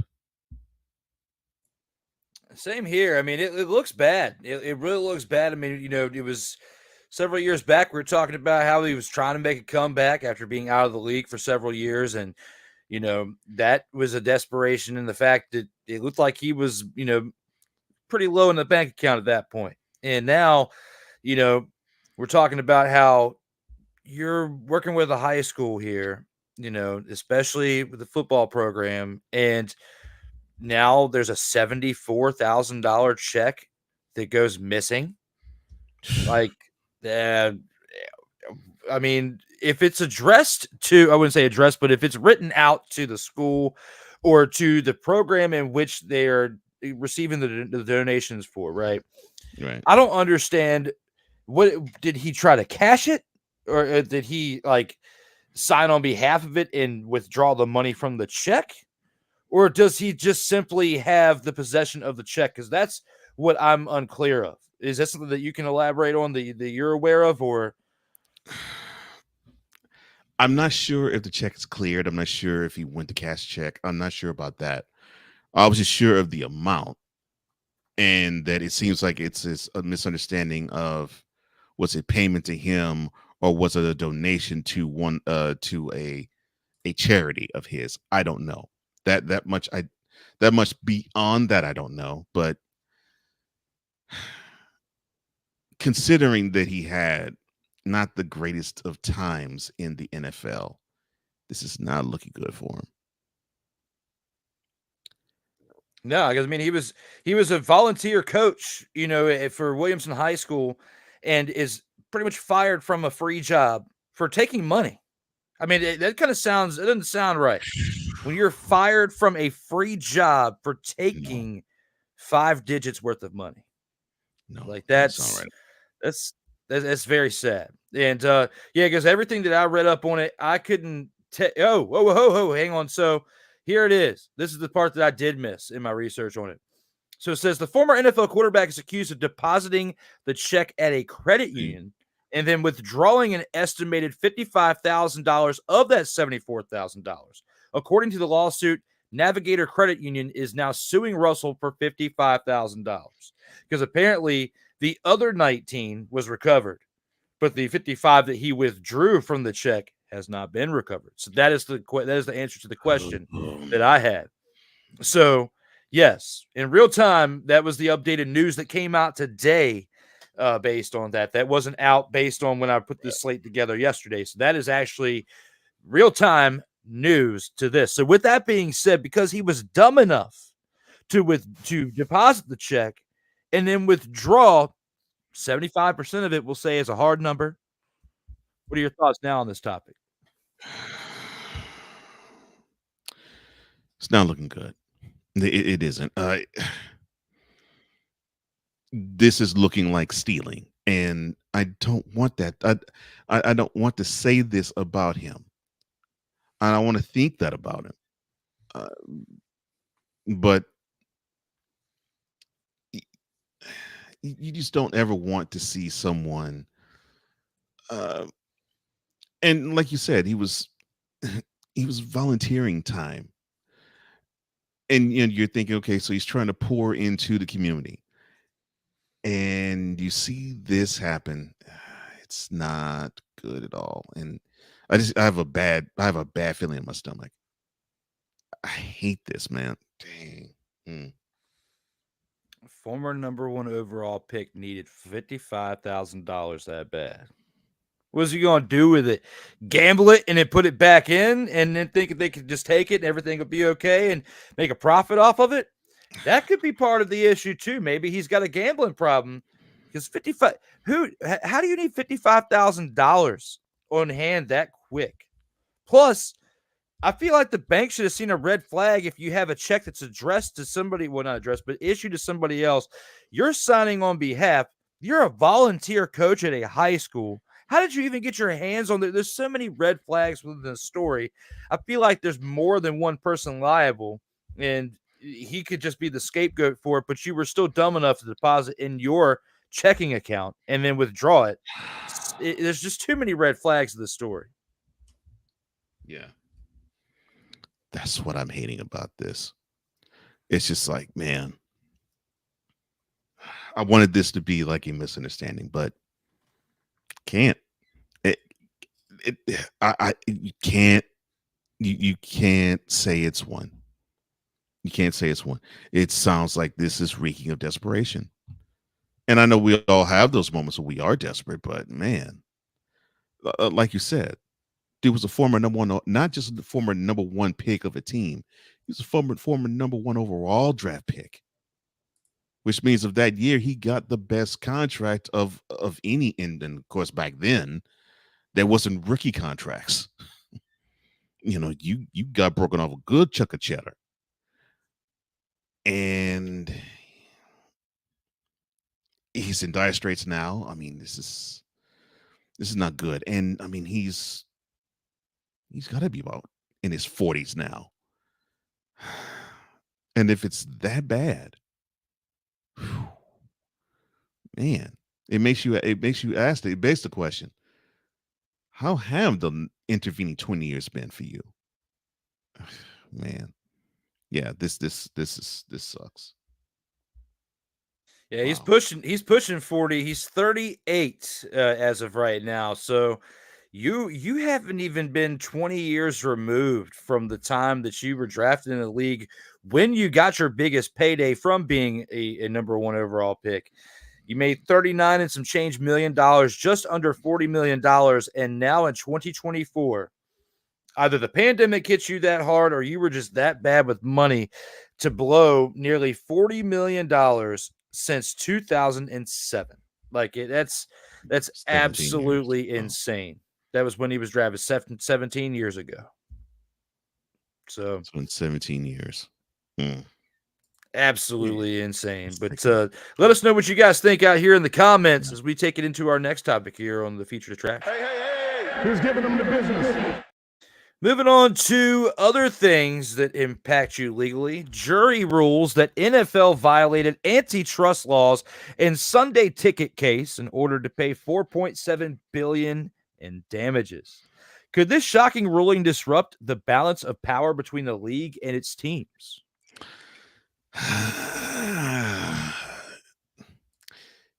Since the owners seem to be in lockstep with the league, I don't think it will for the moment. It would have to take someone from the lower end of the ownership tree, like a small market team, and having that person be influential to influence probably half of the NFL markets, the 16 smaller markets, in order to actually have this happen. I don't think they'd have enough sway with the owners to do that. When you have Gerald and Robert Kraft and the Mara family, basically to be the power brokers of the league, and they pretty much like how the league is running now. No, I don't think the balance of power between the league and its teams is going to change much. It may change a little, but I don't think it's going to change much. It's going to affect Vegas. That's going to be somewhere that it affects that team, the Las Vegas Raiders, based on when you think about how that field is designed.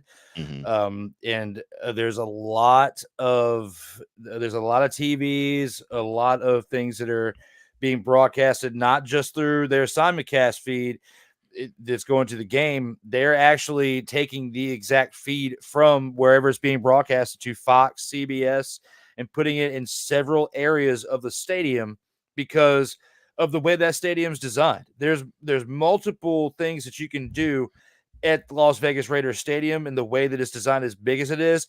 So when I think about that and the things I've read up on when it comes to how this can be the trickle-down effect, if any team is affected the most, I think it's the Raiders and teams with newer stadiums that rely heavily on the content from those produced games, whether it's on Fox, whether it's on CBS, whether it's on ESPN for Monday night, whether it's NBC Sunday night game, and they're hosting it.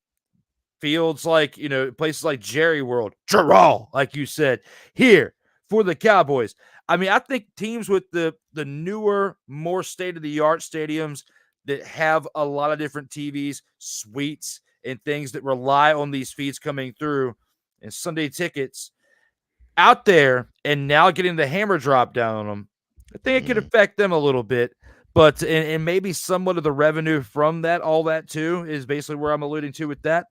But when we reel it back in and think about the fact that it took this type of move to really drop the hammer down, as the NFL has basically controlled what we've watched and certain markets have controlled what we've watched, I think they have no choice but to mix it up a little bit more based on wherever your market is for whatever time slot that those games are ushered in for those weeks. Yeah. I am interested from the broadcasting aspect of things, how it will play out. Because to me, the teams, which it's never really talked about, but they get a good chunk of that cheddar. Now, could it be that the influence of the balance of power could be, all right, Cowboys, you get this much because the attention on your team is greater than, say, I don't know, like the Panthers right now. We lowly folks in Charlotte, we don't get focused on all that much. And we were okay with how it is, but I think considering that now the league's gonna be $5 billion poor, maybe we can get a little bit of that. I'm not sure if someone like a Dave Tepper is willing to do that, but it's going to have to take something of that nature for it to happen. But it is interesting, though. Yeah, it definitely is. And we'll have to see how things pan out, beyond this season, especially when media rights deals and all that stuff come to play, for things such as a Sunday ticket, such as other networks that host these NFL games on a regular basis, Peacock, all sorts of different things, Amazon Prime. This could have a trickle-down effect when it comes to how they do business with the NFL moving forward after what we've seen with this lawsuit and potentially other things that can come into fruition after this as well. Hey, who's giving them the business? And our last subject here on the featured attractions before we move forward is, with LeBron James and son Bronny making history in the NBA with the LA Lakers. It should raise the question within this subject for other professional sports organizations. With that said, will we ever see this feat replicated in the NFL? No, we won't see it replicated in the NFL because the sport's too rugged. Look, the best shot we could have seen it happen would have been with Brady. I mean, he played until he was 45. So if he had a son when he first got into the league, it would have possibly happened.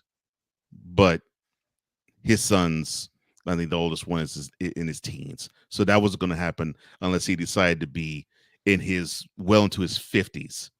And let's say he's 16. Yeah. So, no, I don't think you'll see it. But if you do, to me, with the NFL, it would have to be a player who is probably my age, and I'm 51. So, I mean, it would have to be someone who was actually still playing the NFL into his 50s for it to actually take place and happen. Or it had to be one of the Antonio Cromartie's kids. But Antonio Cromartie would have to be playing. But I think he was shooting clubs up in his 20s, not in his teens.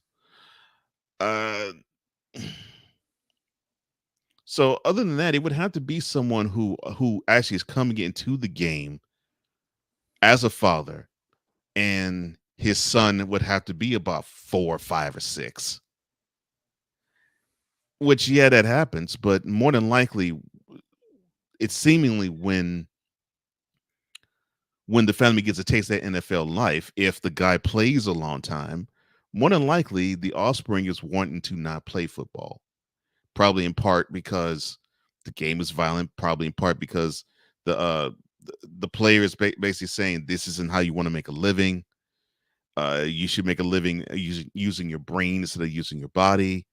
In part because, well, sometimes when you have sons, they want to do something opposite of what their father is doing. I don't see it. I don't think we'll see it.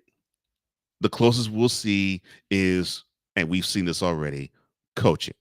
Like Bill Belichick and his son on the same sideline. Marty Schottenheimer and his son on the same sideline. The Ryans. I mean, that's the closest I think you'll ever see it happen. Or the father is the coach and the son's the player. You could probably see that. But the father and son being teammates, no. I don't think you'll see that. The closest that we got, besides Brady, and surprisingly, came from the running back position. When you think about the fact that Frank Gore Sr. played till 2020 and retired after the 2020 season, and his son Frank Gore Jr. it just got into the league this year as he signed as an undrafted free agent with the Buffalo Bills. That's probably, I would say, the closest that we will get, and ironically, at one of the toughest positions that you could say being the running back position. When you think about the abuse that you take, from all of the wear and tear from running on the ground, because Frank Gore played all those years and mustered up a lot of yards and played late, very, very late into life. I mean, he started out in the 2000s. I mean, look at what Frank Gore did when he started out in 2005 for the San Francisco 49ers and played there for 10 years and continued to play as he had a 16-year career when he retired with the New York Jets after the 2020 COVID year. He's now, with the San Francisco 49ers as a football advisor and advising them to sign his son in the 2024 offseason. As you got to look at the talents that what can be passed down from one Gore to another. But yes, Frank Gore Jr. signed with the Buffalo Bills as an undrafted free agent, and Gore Sr. praised the Bills general manager Brandon Beane for signing him, calling him the real deal and promising that Gore Jr. would live up to his family name. And, he's part of that bloodline for real is what he was basically saying. Now, that's the closest that we will ever get to, I believe, when they're only 4 years apart from playing. And you talked about how grueling the game is, how taxing it can be on your body. Tom Brady played till 45. His son now is like maybe 16 or 17. And Tom Brady retired after the 2 previous seasons ago, after the 2022 season. So his son would have been 14, maybe 15 years old. And Brady played for 23 years. So Brady was 6 to 7 to 8 years into his career before he had his first kid. Okay. Around that time it was around the time of the perfect season, I believe, when they lost to the Giants in the Super Bowl. So maybe a year or two off from that. Still, he still had played for many years into the league before he had his first kid. And at that point, he had no idea that he was going to be gunning for 20 plus years in the league. When LeBron had his kid in 2004, when Bronny was born, he was still in his rookie year, or was ending his rookie year. In his rookie season. His goal was to play for 20 years.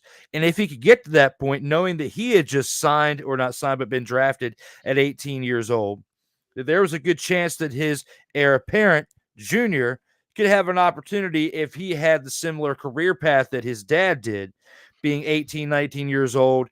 At that point, would have to play a year of college, but get enough recognition to get him into the league. Maybe he might have pulled some strings and made it work out the way he did to where they're on the same team. But a lot went into LeBron and Bronny being part of the same team in the NBA with the Lakers. Okay. For the football side of it, for the NFL, as you saw, it was 4 year gap for Frank Gore, and that being the closest in the modern day. I don't think we're going to see anything with that narrow of a gap between the Gores playing in the same decade as we will see in the NBA. So I agree with you when it comes to that. Football's too hard of a sport to have father and son be playing actively on the same team. And then on top of that, in the NBA, I think now you can actually come straight to the pros again now, or play a year in college. So you can be in the league at 19. The only way you could be in the NFL at 19 is if you got to play college football at 15 or 16. That's the only way you can do it, because I think there's a hard and fast rule for NFL draftees that they must be 3 years removed from high school ball in order to be considered draftable. So you have to understand that like you were saying with the Gores, the guy would have to be probably had to have the kid in college, really, and he would have to play 20 years, 20 or 21 years. That's the only way that could happen. That's the only way it could happen, because the youngest, more than likely, he would be in the league would be probably about 20 or 21, really. I think Frank Gore had his son. He was either a sophomore or junior in college, and he still had to play 16 years in the league. And it was 4 years after he was out of the league. So, because his son's like 22, 23 years old. So thinking about all that, and again, it's still amazing that a father who played running back, because I mean, a 16-year career out of a quarterback isn't really unprecedented anymore. But out of a running back, to even get to 10 years is remarkable, thinking about the punishment that they take, because they're flash in the pan with their greatness because of the abuse that they take. Frank Gore is one tough expletive to be. Yes, he is. At that point, 16 years in, and to even play in the same decade as his son. Might be a few years apart, but still very, very impressive. And that's what we both look at when it comes to this question and this topic right here. Who's giving them the business? With that being said, it is time for my favorite part of the week.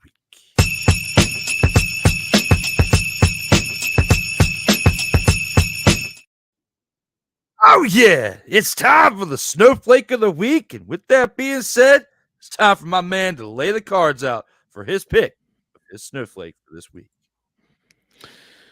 Okay, my snowflake of the week, it is simple.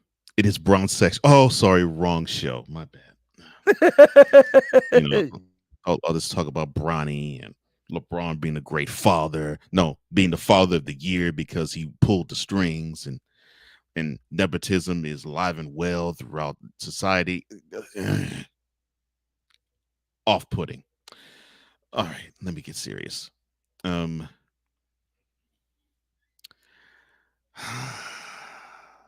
Oh, well, I know this is the wrong time to do this, but shout out to Jordan Love being engaged.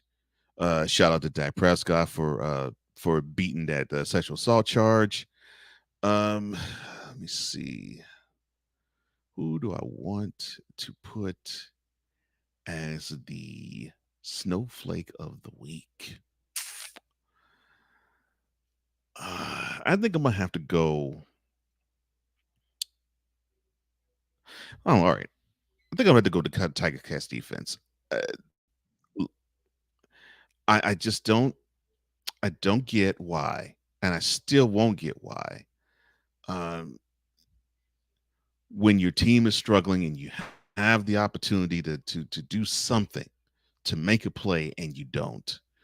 Unfortunately, that's going to set their team back, and it is gravely unfortunate that I can't put it on the pass rushers, sorry, or the linebackers are not doing their job, or the secondary is getting toasted. This is a collective effort, and they're going to have to find a way to make this collective effort good instead of bad. So, unfortunately, it's snowing in Hamilton, Canada, and Hamilton, Ontario. about 3 months early.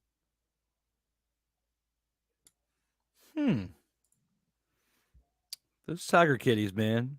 Those Tiger Kitties are part of your pick for the Snowflake, and I absolutely approve of that message.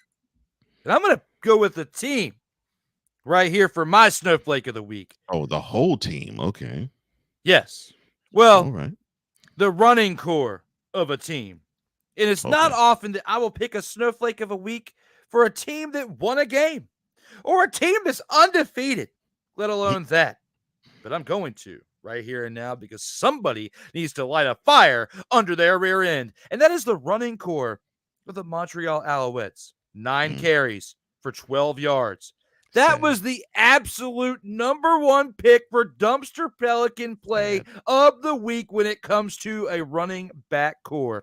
9 carries, 12 yards. Let's look at it again. When it comes to running backs, you're that one with the biggest beak on the top right corner. The number one dumpster Pelican for running backs out here in these streets of Canada. Not the USA, but Canada. It's okay. It's still American football in a way right here and now. When you look at what you're doing at 4-0, you are the spawn of the Baltimore Stallions, as said by Ryan McCarthy. And you are undefeated, but it will not remain as such if you continue to muster up 9 carries and 12 yards without your quarterback. Oh, but let's add your quarterback stats in there. As with your quarterback added in there, you had 12 attempts for 25 yards on the day, averaging what? 2.1 yards per carry or whatever you want to call it, 2.5.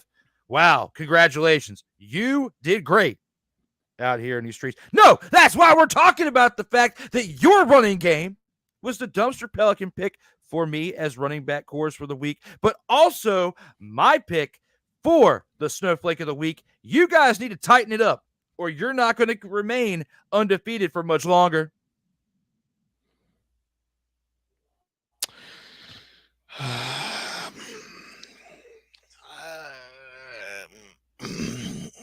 I can't fault you for that one. On the money. Acknowledge me. Man, it's gonna be great to see him back this month. But unlike most people, I've always been a Roman Reigns fan. But this is not that show.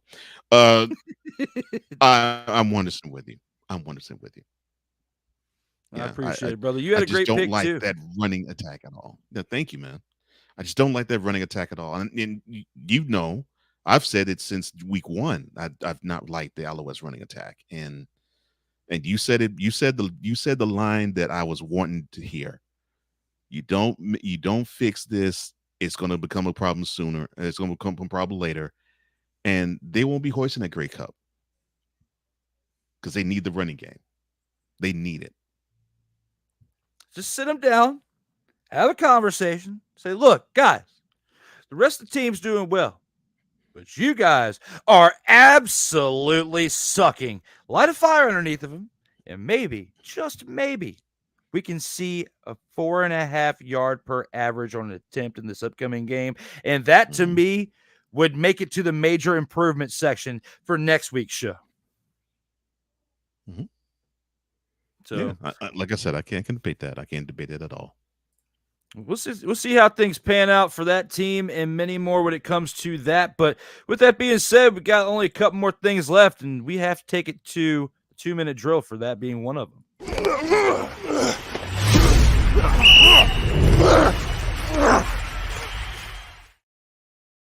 Here, Cole, for the 2-minute drill, CFL Week 5 action. And we talked about it earlier how the Edmonton Elks, who were 0-4 through the first 4 weeks, get a break from getting the smackdown laid on them as they have a bye in Week 5. But this Thursday on 4th of July, at 9 o'clock p.m. Eastern time, as we will be looking at fireworks out here in these streets, the CFL will be producing its own fireworks as Toronto Argonauts, who are 2-1, travel to take on the Saskatchewan Roughriders, who are back from their bye week from the previous week. are 3-0 and ready to layeth the smackdown on the Toronto Argonauts, who just lost this past week. Now 2-1 coming into this game as they've had a bye as well. Looking at this right here and now. My apologies. Toronto Argonauts 3-1. Looking at this right here. The Argonauts, are they going to beat the Saskatchewan Roughriders, or will the Roughriders come out here and remain hot and take the home win?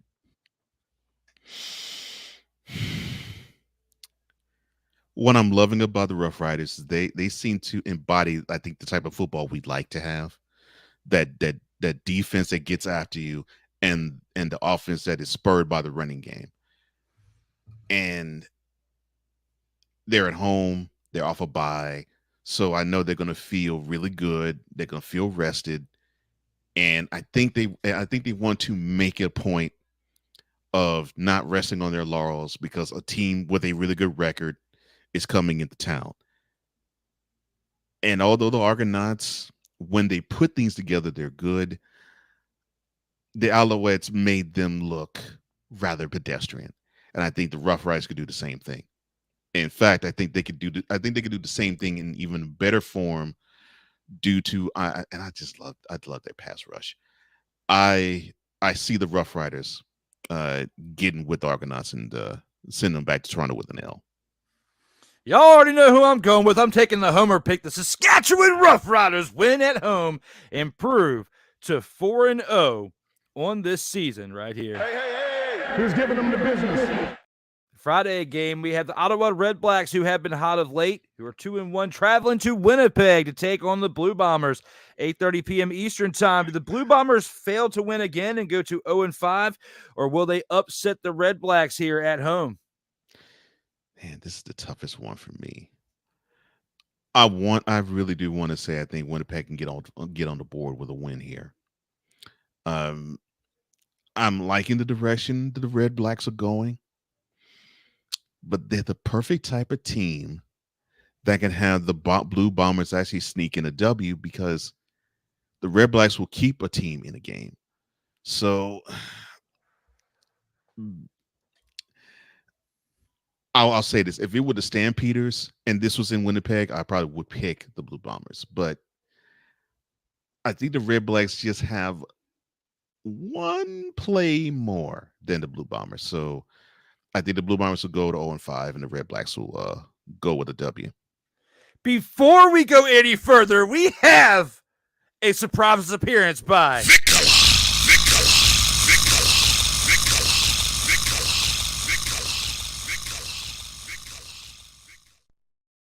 somebody put him on the milk carton and told him that we have been looking for him as he is here in the comments. Victor, and just made my day. Victor, Drew has put you on milk cartons. He put out APBs off for you. I don't know why. He just felt as though that you just all of a sudden disappeared. He says, "Gentlemen, I'm so sorry for being MIA. Bow before Sensei Drew and the EP of all EPs, Cole Johnson." Well, it's good to see you, brother. But yes, Drew has been concerned on air. But it's good to see you. You know it's not a total Surprise, motherfucker. We missed you, Vicala. We missed you. And you are back. So now I can delete my statement. Delete!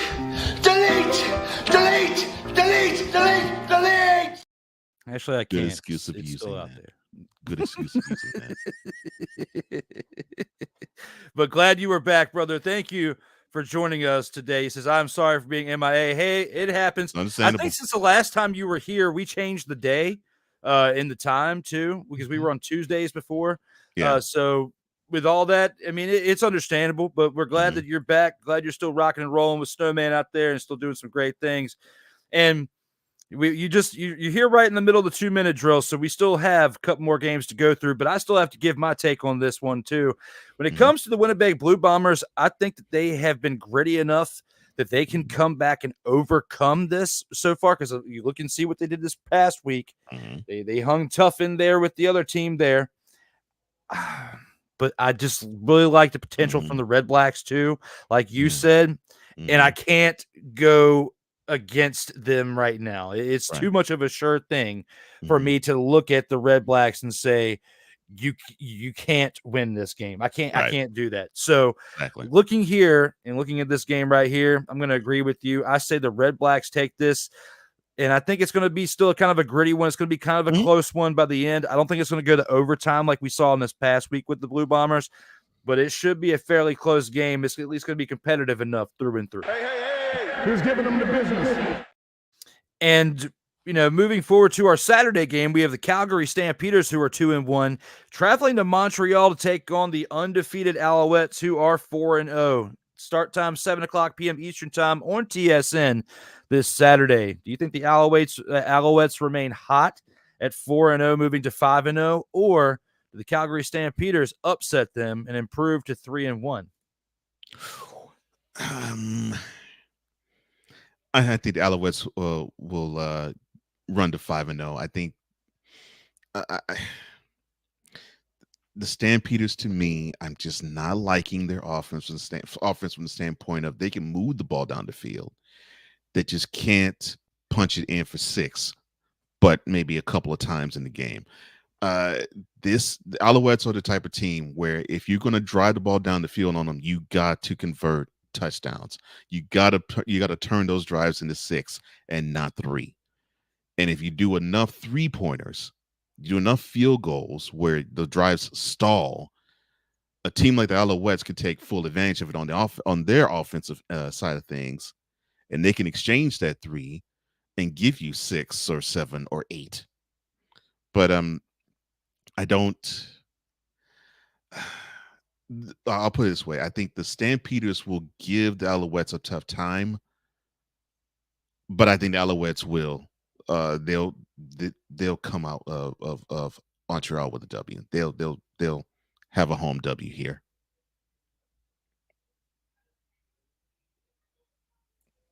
Aha.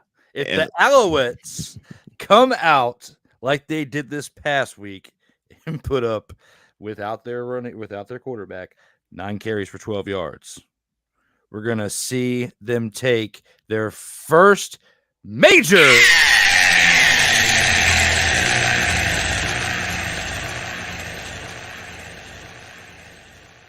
of this season, the first of any L's, because the Calgary Stampeders, they take some chip shot field goals, and that's what keeps them close in the game. But if you put up that type of production with your running game against the Calgary Stampeders, you're going to lose.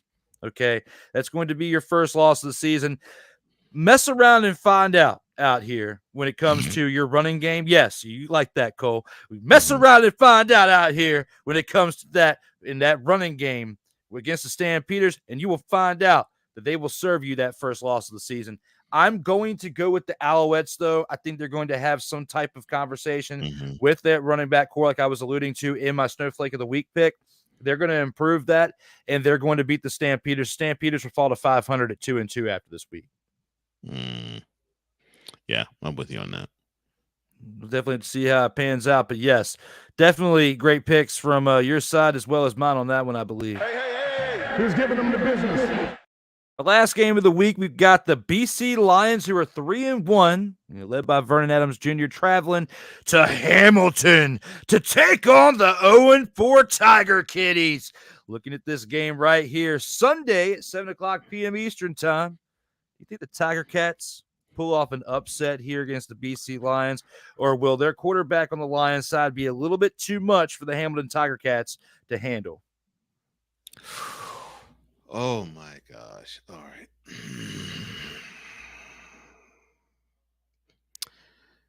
I'm loving what Vernon Adams is doing. I'm loving the fact that he's just leaving scorched earth with secondaries. I'm loving that. And he's playing a team where he could probably eat and feast off of that secondary and the defensive line. Oh man. But I think it's just going to have to be one of those times where I believe we might have to see that scratching and clawing from the Tiger Cats actually pay off. They're at home. I think that I think they're going to give you a W. I think we're going to see the upset, and I'm only saying that because I'm not all the way sold on the Lions defense, but I think the Tiger Cats offensively can hang enough with the Lions to where I think they can probably make that one extra play that the Lions don't in this one. So Cole is going with the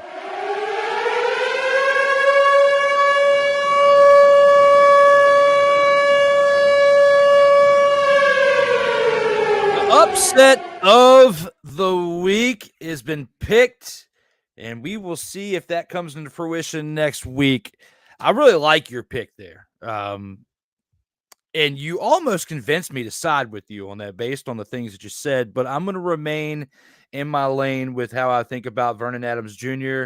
and what he's done as leading the league with the amount of production he's put up so far. I mean, almost 1,400 yards through 4 weeks and hasn't, taken a step back except for one interception.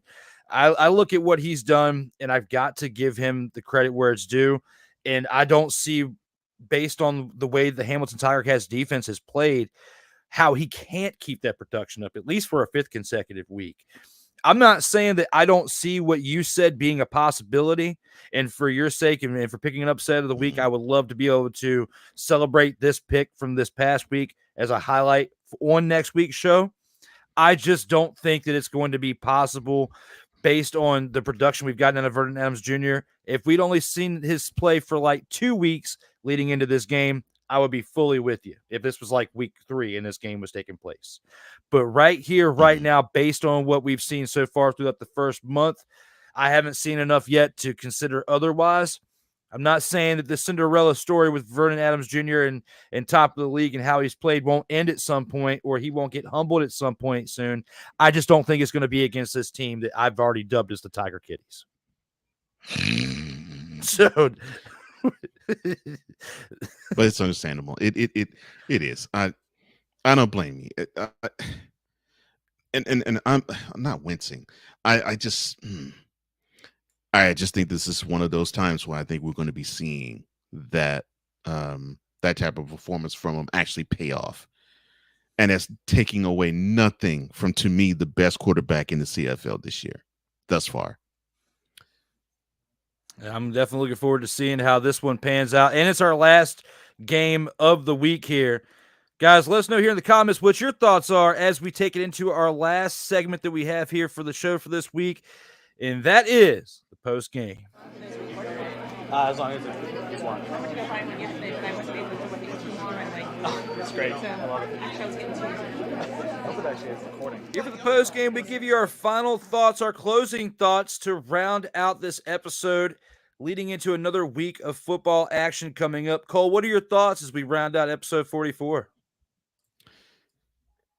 So now we are in the month of July, and normally for football fans, especially football fans who love the NFL, that means we'll start to be hearing a lot more of our team's news as OTAs are done, mini camps are done, and now training camp will be 3 to 4 weeks away. And we now will get to see if all the hype that we have heard from our respective teams is true.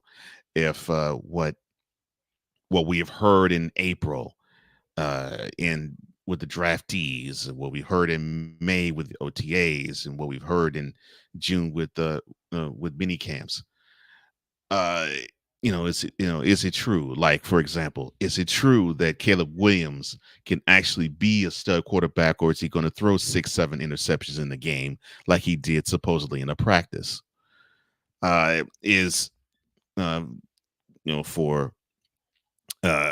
my brother Drew, is Jaden Daniels the answer at QB for the Commanders, or are they still going to be looking for the first QB to lead them to the Super Bowl since Mark Rippon? For my team, is Stephon Diggs going to be an asset or a liability for the Texas wide receiver room? And will CJ Stroud actually grow into being the QB of the AFC South at least, or was 2023 a fluke season? We'll get some of those answers at the beginning of training camp, which starts in about 3 to 4 weeks. And I'm excited, of course, just with the Texans. They made uniform changes, and the team is young, and there's a lot of hope. In fact, I think this is the most optimistic I think Houston has been with the Texans, and I'm not saying this hyperbole style ever. I don't think I've seen Houston more optimistic about the Texans than now. But I think that's how every fan of every team should feel. Yes, even the Panthers. Yes, even the Falcons, even the Saints. Yes, even the Bucks. You should feel optimistic because you never know. You might actually have that. You actually might have that team that can go from worst to first. You never know. But that starts now. And I'm happy about that. So now. What does it say for the rest of the year? It says that I think we're going to be really happy as to what's going to take place. But now we have to know, will we get satisfied? Will our appetites be satiated now that our Sundays will be filled with gridiron action in about 2 months' time? I'm looking forward to it. Same here. In a very eloquent way to put all that and especially to get us hype about our Sundays. And definitely, guys, I want to dance around football and some other things. When it comes to football out here in these streets, for me, it has been great that since the UFL started week 1, we've seen action through and through each and every week. Whether you are as hype about the CFL as you were the UFL, or even in comparison to how hype you are in comparison to the NFL, if you love football, the action is there and is there for the taking for you to watch. So hopefully you have TSN available to where you can watch it, as we've talked about the previous 4 games that happened from this past week, as well as the 4 games that are coming up this upcoming week. We've also got some other great content that doesn't have anything to do with football, and something that, I like to get my day started with, but my day doesn't start till like 12, 1 and 2 o'clock in the afternoon, depending on my work schedule. And that is when you get the opportunity to watch one great show, and that is The Morning Shift with Cole Johnson, brought to you by BS3 Network. You saw the commercial earlier, the new updated commercial that I have been slacking for the past few weeks and not putting on the slate. But you can go back and watch it. To me, one thing that was interesting for today's episode was being in another country. And they have to pay you to move to another town?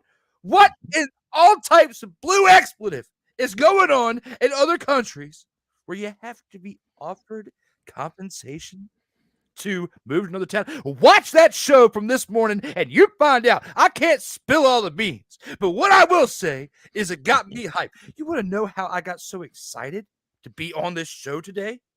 That right there, finding out that other areas are trying to pay you to move to them.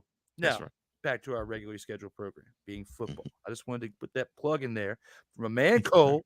Make sure you go watch him Monday through Friday, because that show uplifts you and gets you awake. There are some times, based on my schedule, where I have to go to bed around the time he's about to start the show, so I can't watch it because it's going to wake me up when I'm about to fall asleep.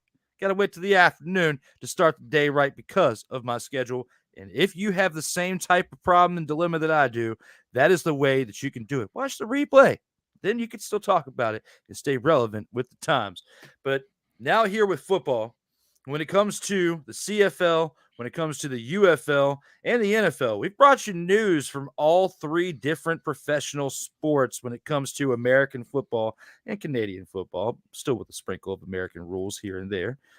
But got to look at Christian McCaffrey getting married. Apparently, you've got, the coach, Shundahan is what I'm going to say. He's about to get shunned if he doesn't turn some things around here soon. Sporting a new look, trying to stay hip with his teammates but his coaching staff and his players on the team. I think you need to dial it back a little bit, old Shundy, because if you don't get a Super Bowl here really soon with the talented squad that you have in San Francisco, again, your nickname that I gave your father back in the day when he was ousted from Washington is going to resonate and move to the next generation, and that is you. If you do not turn it around for the people out there who are fans of the team, people out there who are part of the team, people out there who cover the team, Shundy, get it together. That is part of my final take here when it comes to this show on episode 44. And again, we have been part of episode 44. We talked about the jury rules that the NFL must pay $4.7 billion in damages. If you're just tuning in, make sure you go back for the replay. For those of you listening on Real Wise Radio, as well as WQEE 99.1 FM, thank you as always for tuning in and listening to us on the airwaves on Tuesdays for WQEE and Real Wise Radio, as well as Fridays on WQEE 99.1 FM, as we will have the replay on those stations and many more here to come. To those of you watching on Comey Media, make sure you please like, share, and subscribe if you're a new viewer, as well as to Sertoba Media, where the struggle is real to be awesome. Make sure you subscribe, like, and share if you're new to the platforms as well. Those of you who are returning guests, not returning guests, but returning viewers, like Sick Diggy, Vicola, who came back, Ike, Melvin, others, Playmaker, everybody out there who've been tuning in each week, thank you so much for the participation as we continue to do our best to elevate the show on a weekly basis. And for that, I got to turn it back over to Cole for the greatest outro statement there ever was. Oh, Lord. Well, it's a pleasure. It's an absolute pleasure. And for your question, will Gerald actually get out of the way, and will Mike McCarthy get out of the way as well? And will Dak Prescott actually get a pair of balls to actually lead the Cowboys to prosperity? Or will we see the same thing once again? A wonderful regular season and a peter out in January. I'm sorry, I digress. And I'm not throwing shade. And Victor knows I'm not throwing shade. But if you would like to reach out to my brother Drew, all you have to do is go to many of his social media homes. Sertoba_media on Instagram, Sertoba_media at X, _Sertoba, Lord, or on Instagram. Goodness gracious. And of course, Sertoba Media on YouTube. And if you want to reach out to me, all you have to do is go to flowcode.com/page/host Cole Johnson. That's flowcode.com/page/host Cole Johnson. Sorry for being a millennial, bruh. No, that's okay. That's all right. I'm working on it. I'm trying. I love you. I do. It's a wonderful thing that you are a millennial, because I got to learn myself. And you all at the tribe, we really do appreciate you. Thank you for liking. Thank you for sharing.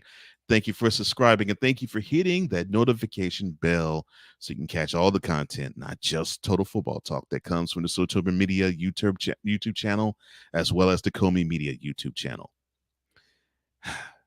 And I say this with pride and with joy. For Drew Willingham, I'm Cole Johnson, here to say in parting, as we always do, in life, just like a tackle, keep your head up. And always remember, you got to play until the whistle blows. And as always, stay safe out here in these streets.